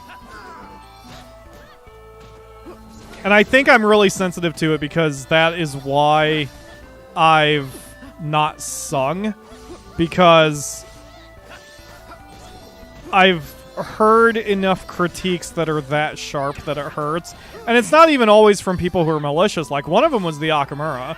Because she wanted me to sing something. Because I kept saying, like, I'm not good at singing. I can't sing. I don't want to do this one thing. And she's like, come on, I'm sure it's not that bad. And so she pressured me into it. But I was like, all right, well, if you're going to pressure me, I may as well try. And so I started to sing whatever song we were listening to.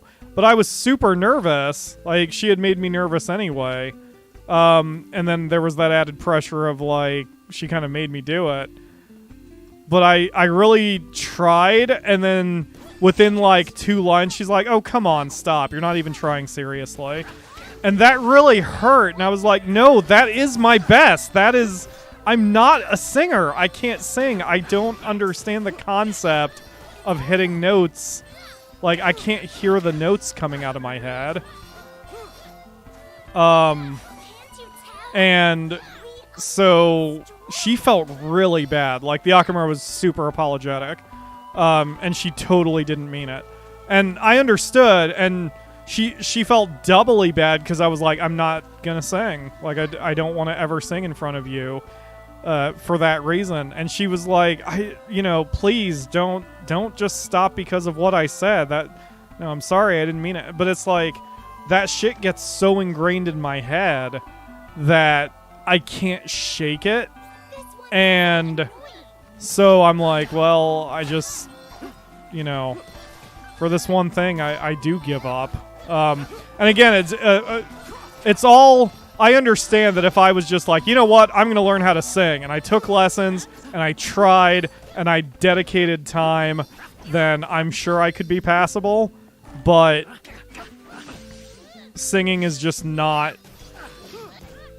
There's no profit in it, and I don't just mean that from a money perspective. I mean, like, there's no profit in learning how to sing well.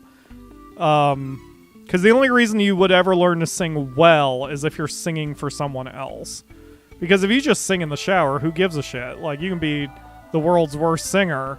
It doesn't matter. Like, there's no one to hear you but the bathtub. So, that doesn't matter. You would only need to learn how to sing well if you wanted to perform it. And, like, I just don't. The only exception I have to that, if I ever redo the Bard's Tale, then I will probably sing along to the Drunken song at the beginning of the game, because I almost did anyway the first time. And when it's a Drunken song, it really doesn't matter what your voice quality is. Just as long as you're sort of on key, then it works fine. So, You know, but like that's it. Like otherwise I'm never gonna sing publicly. And the few times I even have accidentally on the show, like I always regret it at the time. I try not to make a big deal out of it, but even if I'm humming on the show and I catch myself, like I'll make a joke out of it and say something like, "Oh, I almost started singing on the show. Haha, that's never gonna happen." But I say that because I'm crazy nervous. Usually when I'm saying that in my head, I'm going, "Oh God, everyone's gonna unsubscribe now that they've heard me hum," because I'm that shitty of a singer.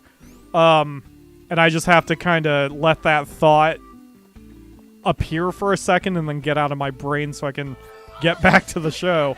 But yeah, so yeah, that's singing specifically. When it comes to talking, yeah, I've got plenty of people who don't like my voice. They don't like my enunciations, they don't like the accent, or they don't like the pitch. I have been unfavorably compared to voices like Ray Romano or Kermit the Frog. Because of being nasally or whatever, which I think is unfair unless I am actually nasally, as in I'm sick. You know, but whatever. I do my best. And I try not to listen to that kind of criticism because it's not helpful. But, you know, anyone who's in a creative field, especially those of us who suffer from depression or just have low self-esteem in general, we're going to fall for that. Like, because we're already thinking that. That's the reason why we fall for those kinds of insults. It's because we already think we're not good enough. I mean, I will happily admit, like, the whole reason the whole spoon command came into power was because I don't have the self-confidence to just do what I want to do and push forward and ignore the consequences and all that. You know, in my head, in some part of my brain, I am constantly angry at myself for not being better. Like, it sucks I'm not Markiplier or as improv as Game Grumps or whatever. And so, when those insults come to pass, they are very effective on me. And some of this shouldn't be said, like, I get it, because some of this is feeding the trolls or whatever, but, you know, this is my style. I do personal brain stuff on the show. Yeah, it's like,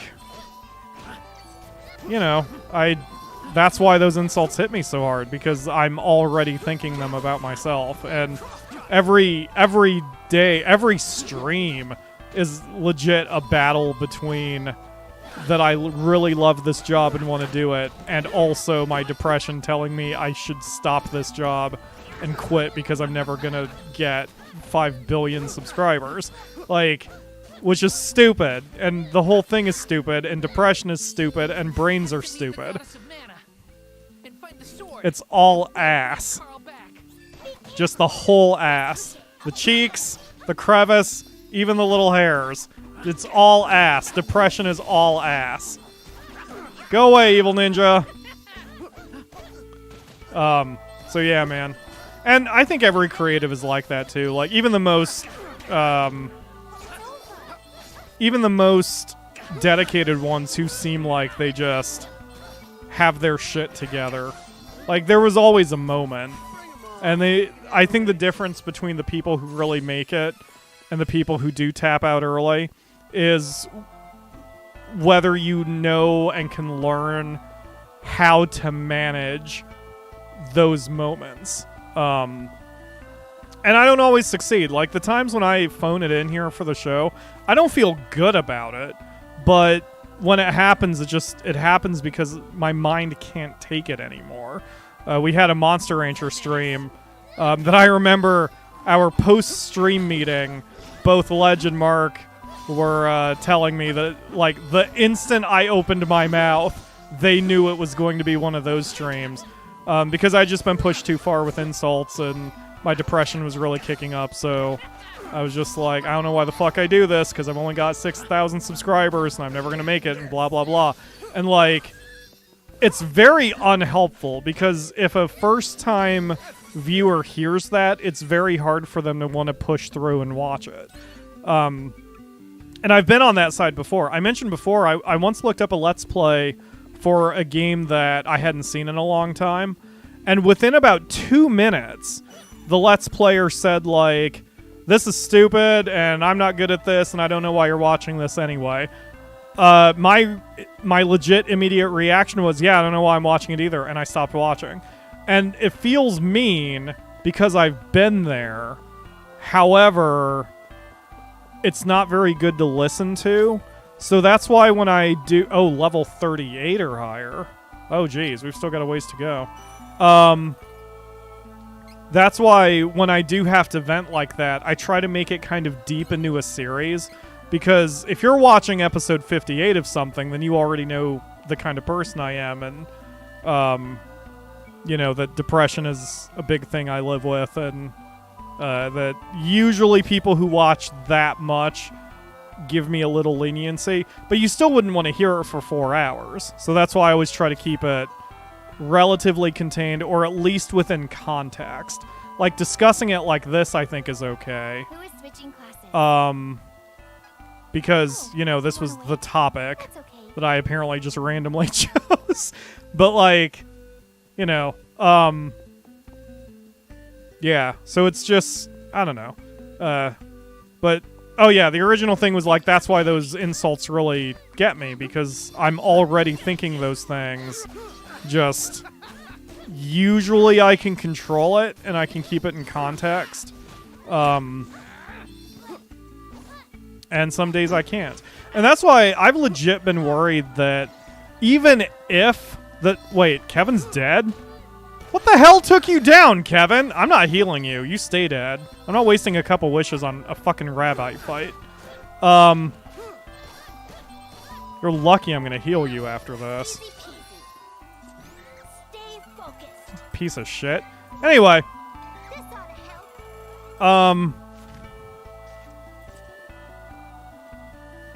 So,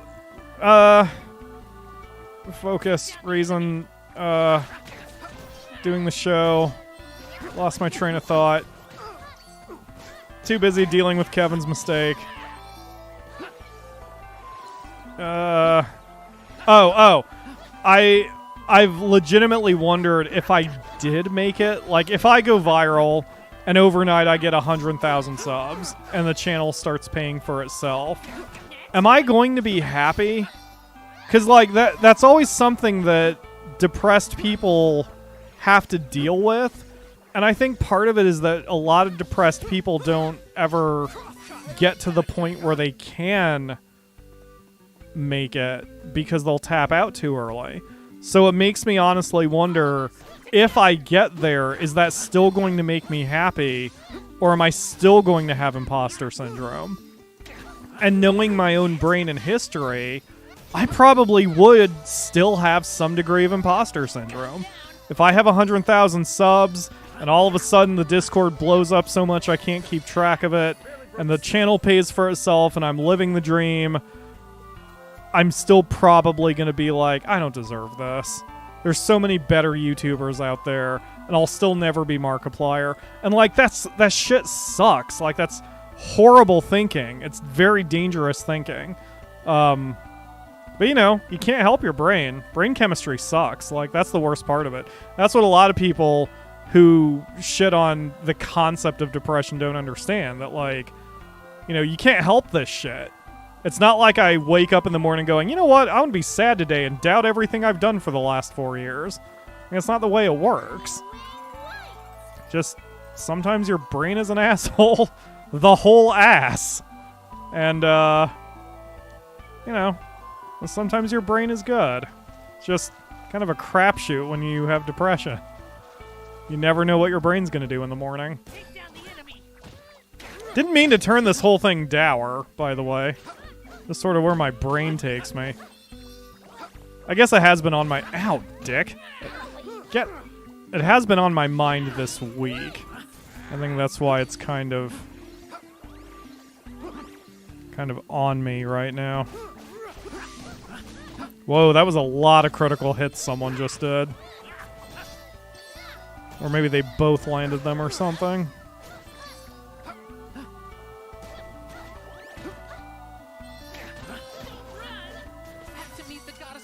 Okay. Gee, I don't know. What could be that sword that's sticking out of the tree of mana?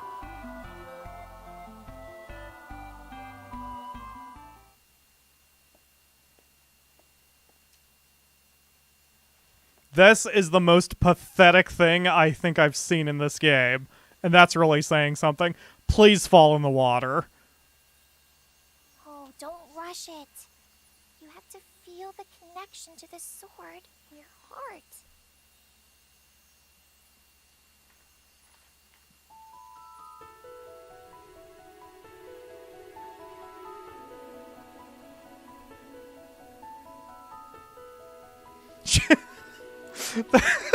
The scene is not helped by the fact her face is covered by the sword, since she's so tiny.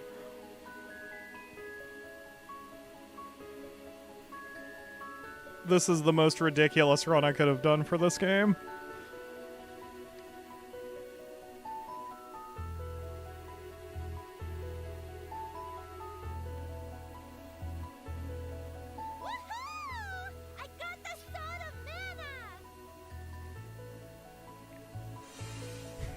Woo, I have the sword of mana, woo!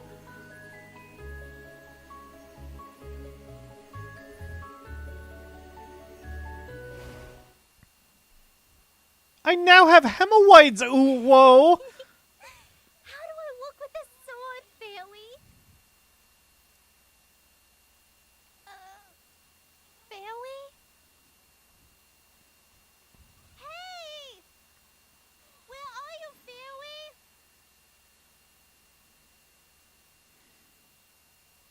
I don't know what to do with this sword. This is the hero we are entrusting to the safety of our world, ladies and gentlemen.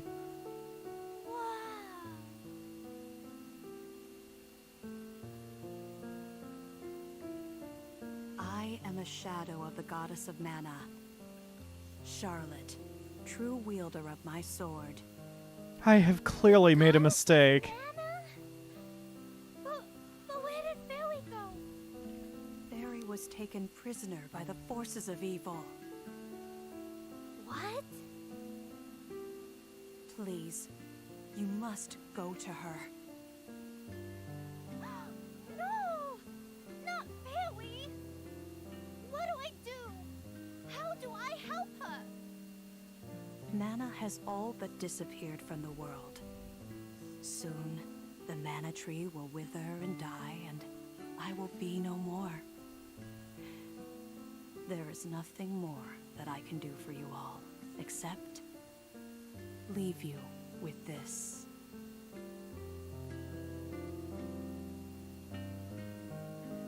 Oh, the flammy drum. Chosen of the Mana Sword, as well as your companions, may the blessings of Manah be with you always.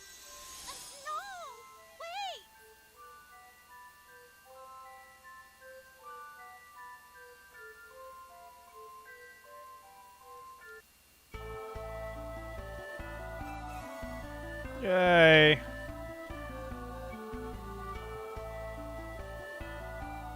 This is my fast travel, I think. Because I can call up Flammy, and then that isn't an instant travel, but I think she can take me anywhere.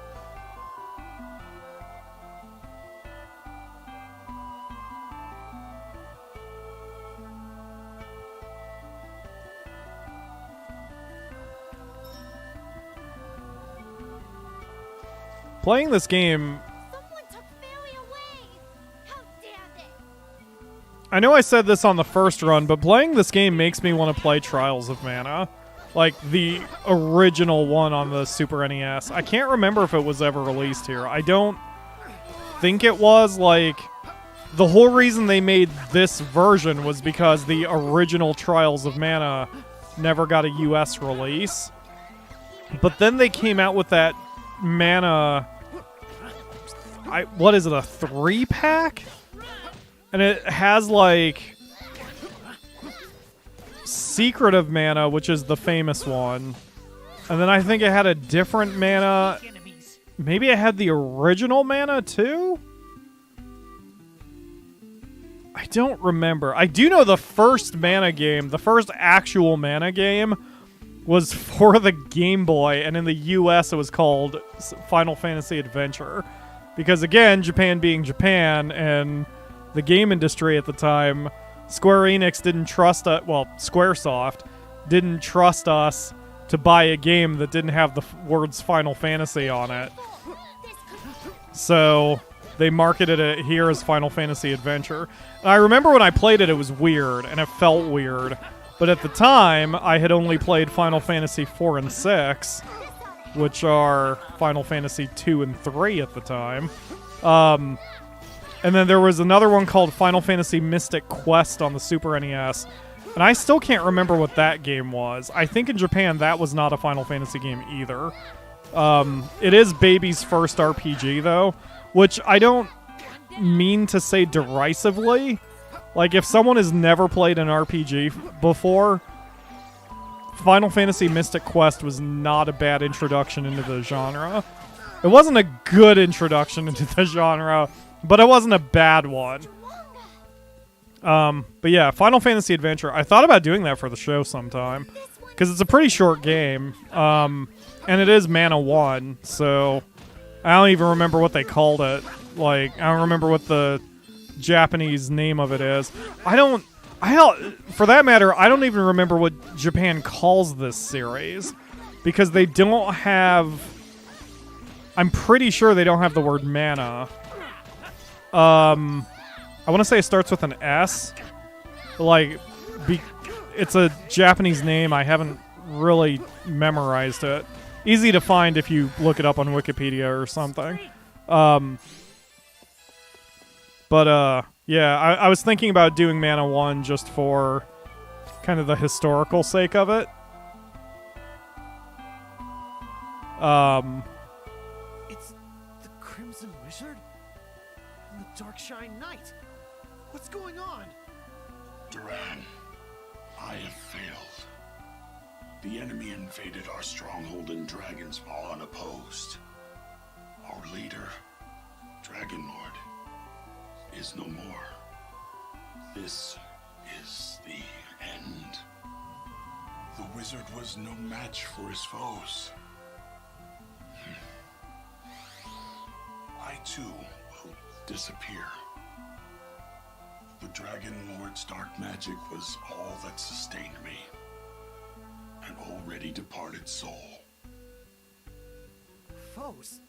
Who are you talking about? Who took Fairy and defeated the Crimson Wizard? Tell me now! Farewell, Duran. Oh shit, is the knight his dad? I don't get it. Who are you? Who's the enemy? No, you can't just disappear! I swore I was going to defeat the Crimson Wizard myself. Now what am I supposed to do?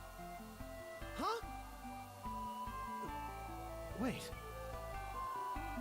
Whoever defeated the Crimson Wizard has gotta be way stronger than what we've faced so far. Doesn't matter. I'm gonna help Fairy, no matter what.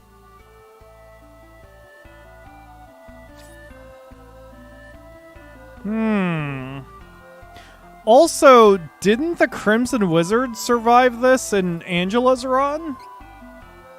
I wonder if the surviving enemy is the one who is the rival of your character, because like in the first run, in my first run, Angela was the main, and I think the Crimson Wizard survived this section, and it was the Dark Knight and Belladonna who died or whatever. But maybe no, because Charlotte was against the Crimson Wizard too. I don't think Charlotte had much of an issue against Belladonna. I'll have to look at it. I'll have to look it up. That'd be kind of cool, though, if that's the way it works. Like, maybe if Duran was the primary, the Dark Knight would have survived, and then that becomes the ultimate bad guy or whatever. That'd be interesting. That'd be really cool if they changed the ultimate bad guy based on your main. And if that's not how that works, then I just gave a free idea to any developer watching this. All 0 of you. That'd be really cool, though. That's a really interesting idea for a mechanic if the final boss changes depending on who you're picking. I mean, there are plenty of, like... There are plenty of games with bonus bosses or contextual bosses like the original Double Dragon where you may just beat the shit out of your brother if you're playing 2-player or whatever. But, I don't know.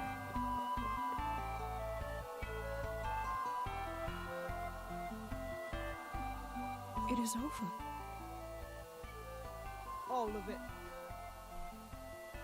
Oh no, Belladonna failed too. Could never be revived. My master, his Dark Majesty, sacrificed his life by using a forbidden spell to bring the Darkstone from Mavolia to this realm in order to gain access to the sanctuary. Using the Sword of Manah, we would then revive him. Together we would turn this world into our new homeland of Mavolia. But a new enemy came and destroyed my master's corpse. Now, his soul is trapped forever in darkness, lost to us, just like the Manah Sword. We were utterly defeated. Malogio thought we might still be able to obtain the sword ourselves in order to bring Mavolia to this realm. But a world without his Dark Majesty. I could not bear the thought. That cowardly fool. Malogio's pettiness was an insult to his Dark Majesty's memory. So I destroyed him with my own hands. Don't worry. I intend to follow soon. His Dark Majesty was the reason for my existence. This is farewell.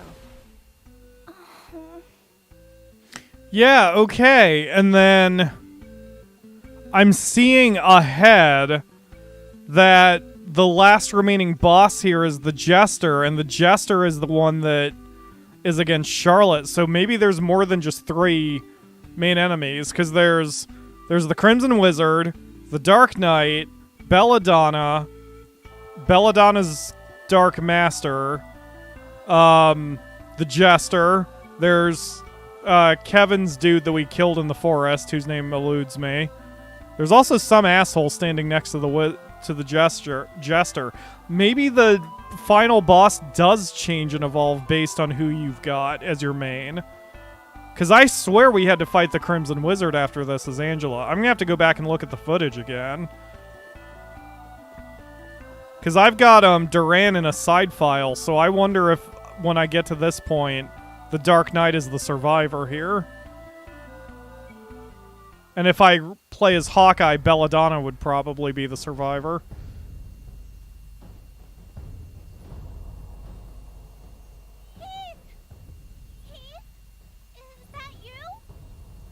See?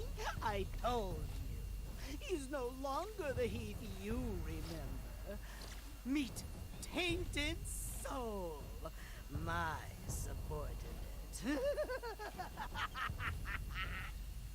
Bring the Sword of Manah to Ferolia Palace, if you wish Fairy to live, Charlotte.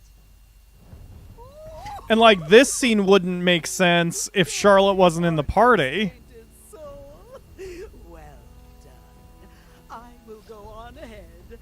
I'll see you all soon. So, like, if Kevin is in the lead, does that mean that friggin' he's using Carl against us? I hate the Jester. I'm gonna fucking kick his ass. Everyone was probably waiting for you to get the sword for them. No shit, Duran. God damn it, what do you add to this party? Get the fuck out. This is a trap. That's not the wheel heat. It's not. This is all that weirdo's fault. He's twigged he. I've gotta save him. And Fairy too. Even if it is a trap, I won't leave them behind. I made a promise to the goddess of Manah.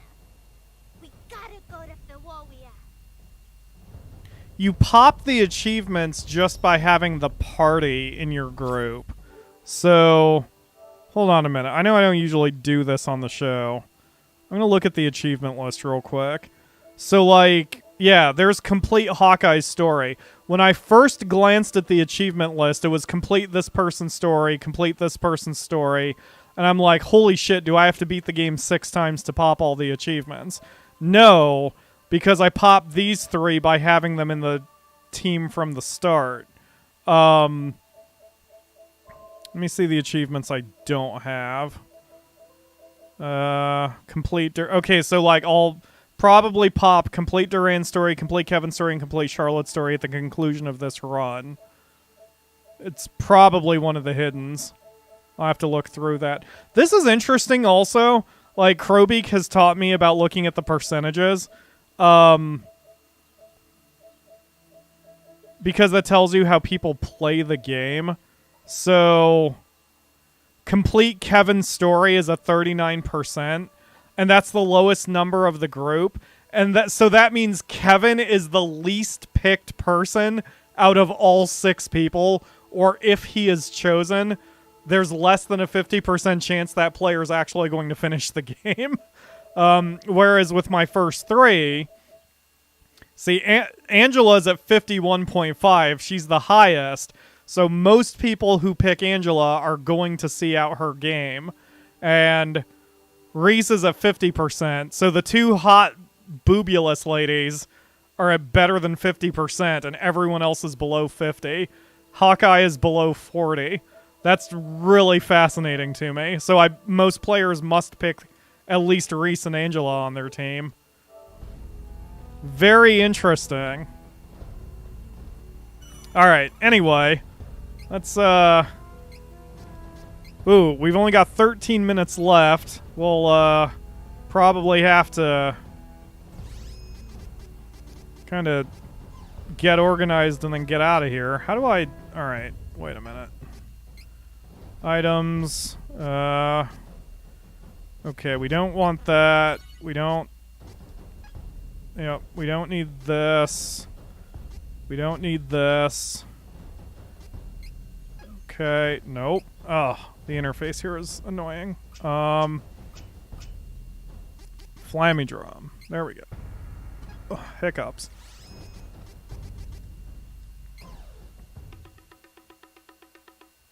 Very adorable. I'm glad they made that an animation and it just wasn't an instant thing. I want to play Spore. Okay. All my creatures look fucking horrifying. But just seeing something as cool as Flammy, I'm like, oh, we can make a dragon in Spore and that'd be awesome. I'd be too tempted to troll myself, though. I have to show you guys the Stumpy Willow. It's the fucking worst thing I've ever made. Actually, that's not true. I've made much more horrifying creatures, but, like, that one in particular. Oh boy.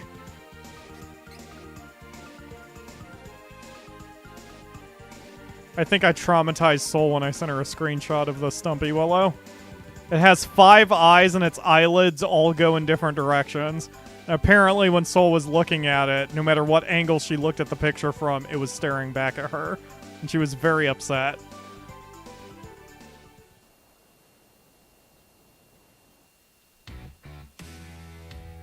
Ooh, this is good music.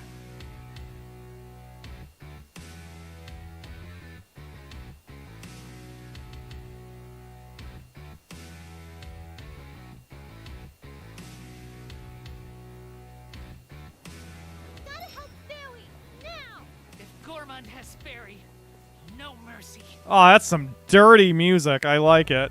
Also, I wonder if the Beastman would have been here if Kevin was in my team, or was not in my team, because I don't recall this either. I don't fully recall the Beastmen being in the final dungeon. I mean, they may have been. I just don't remember.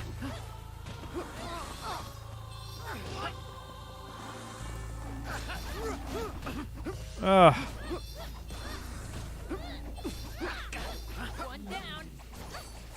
Oh, God.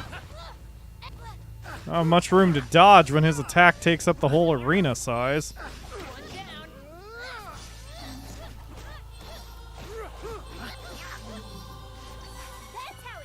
Magitech Factory? Oh, the music? Yeah, the music has a Magitech Factory to it. Yeah, I see what you're saying, Holly. Alright, so once we find the next save point, we'll wrap up the show. And then I'm going to play some Idol Manager. Not fully because I want to, but I was informed by Mark that it is extremely front-loaded. And Mark gets a cookie for knowing me and how I think. And he knows I dislike front-loaded games.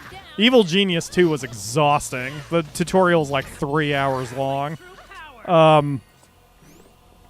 Which, I mean, it's fine. Like, Evil Genius 2 is fine. It's just that, like, it's very much a tutorial for someone who's never played a video game before.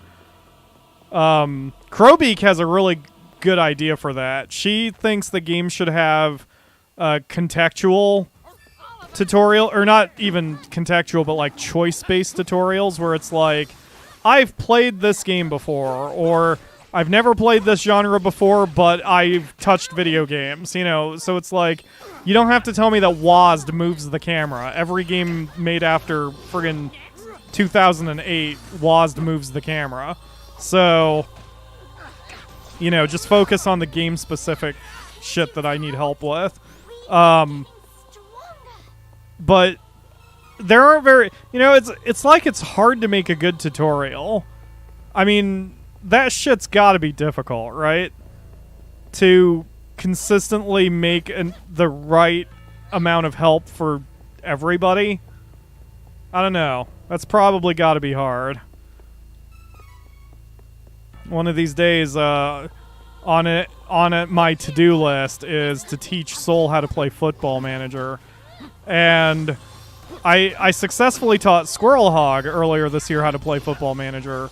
But I also, like with Squirrel Hog, he plays a lot of sports games and has played a lot of, or has at least dabbled in a lot of stat-based sports games. So I didn't have to explain, like, intricacies, or no, I didn't have to explain basics to him, just rather the intricacies of the sport and the software. Whereas with Soul, I'm probably going to have to dig a little deeper into my teaching methods, and that's going to... Yep, I know. Question mark Seeds, got it. And so that's going to be a fun little day. I actually look forward to it. I've been wanting to play Football Manager with someone forever. So, playing with Squirrel Hog is great. Playing with Soul will be great. I just want to play more Football Manager. Ah! Come on, Charlotte, get your shit together. Don't make me have to play... I can't believe I'm going to say this. I might reinstall Scarlet Nexus before next month's stream of Trials of Mana and just fight some shit in Scarlet Nexus just to get that level of reaction time and finger speed again. Because this has really helped me out. Like, I am fighting so much cleaner in this run than I have with any other run I've done this game in.